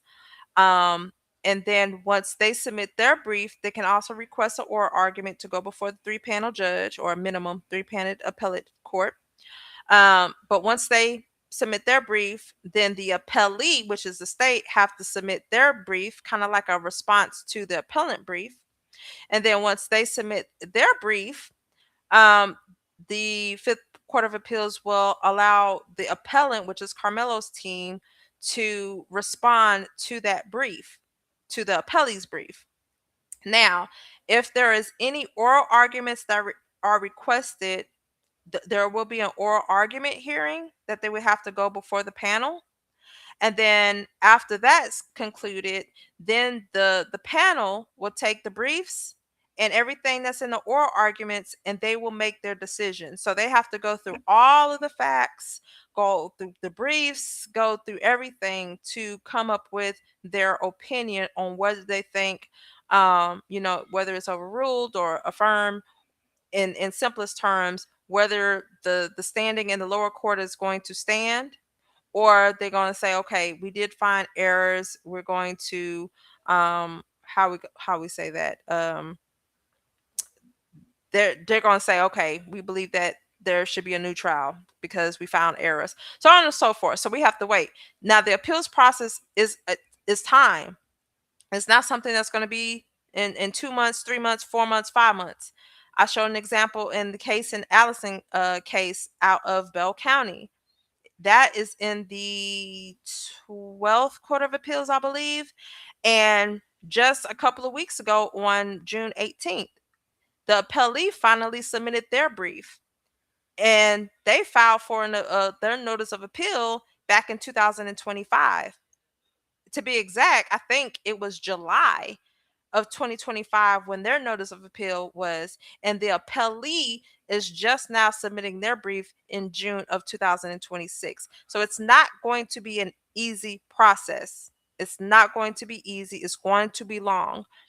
But time is something that we all need to be thankful for, because this gives them time to really get into these transcripts and these clerk records and look at the actions that the courts took, and to actually apply that in these briefs.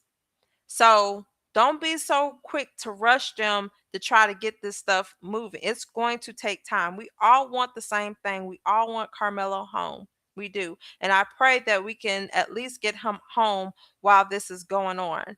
But everything has to play out. Okay. So I hope that answered your question. No, it's not an automatic appeal, because appeal is a process. We're the goal is to get an opinion from the appellate court as to if there were any legal errors in the trial court. Okay. All right. So again, yeah, I think I'll talk about that tomorrow. How to, write a letter to the bar, how to file a complaint with the state commission, with the judges, and all that other stuff. Because you guys are able to do that. Okay. And as far as the state bar, um, with the state bar, it's a little bit tricky because I tried to do that on an attorney who didn't pay me, and they denied. I was like, wait, what? So certain things that you can send to the state bar, I think by us just saying, we don't think that would have to come for their family. But that's we'll talk about that tomorrow. But once again, good night. Thank you for tuning in. Like, share, and subscribe to all of my channels. Follow me on social media. I will see y'all tomorrow. Peace and love. Good night. Blessings to all. Bye.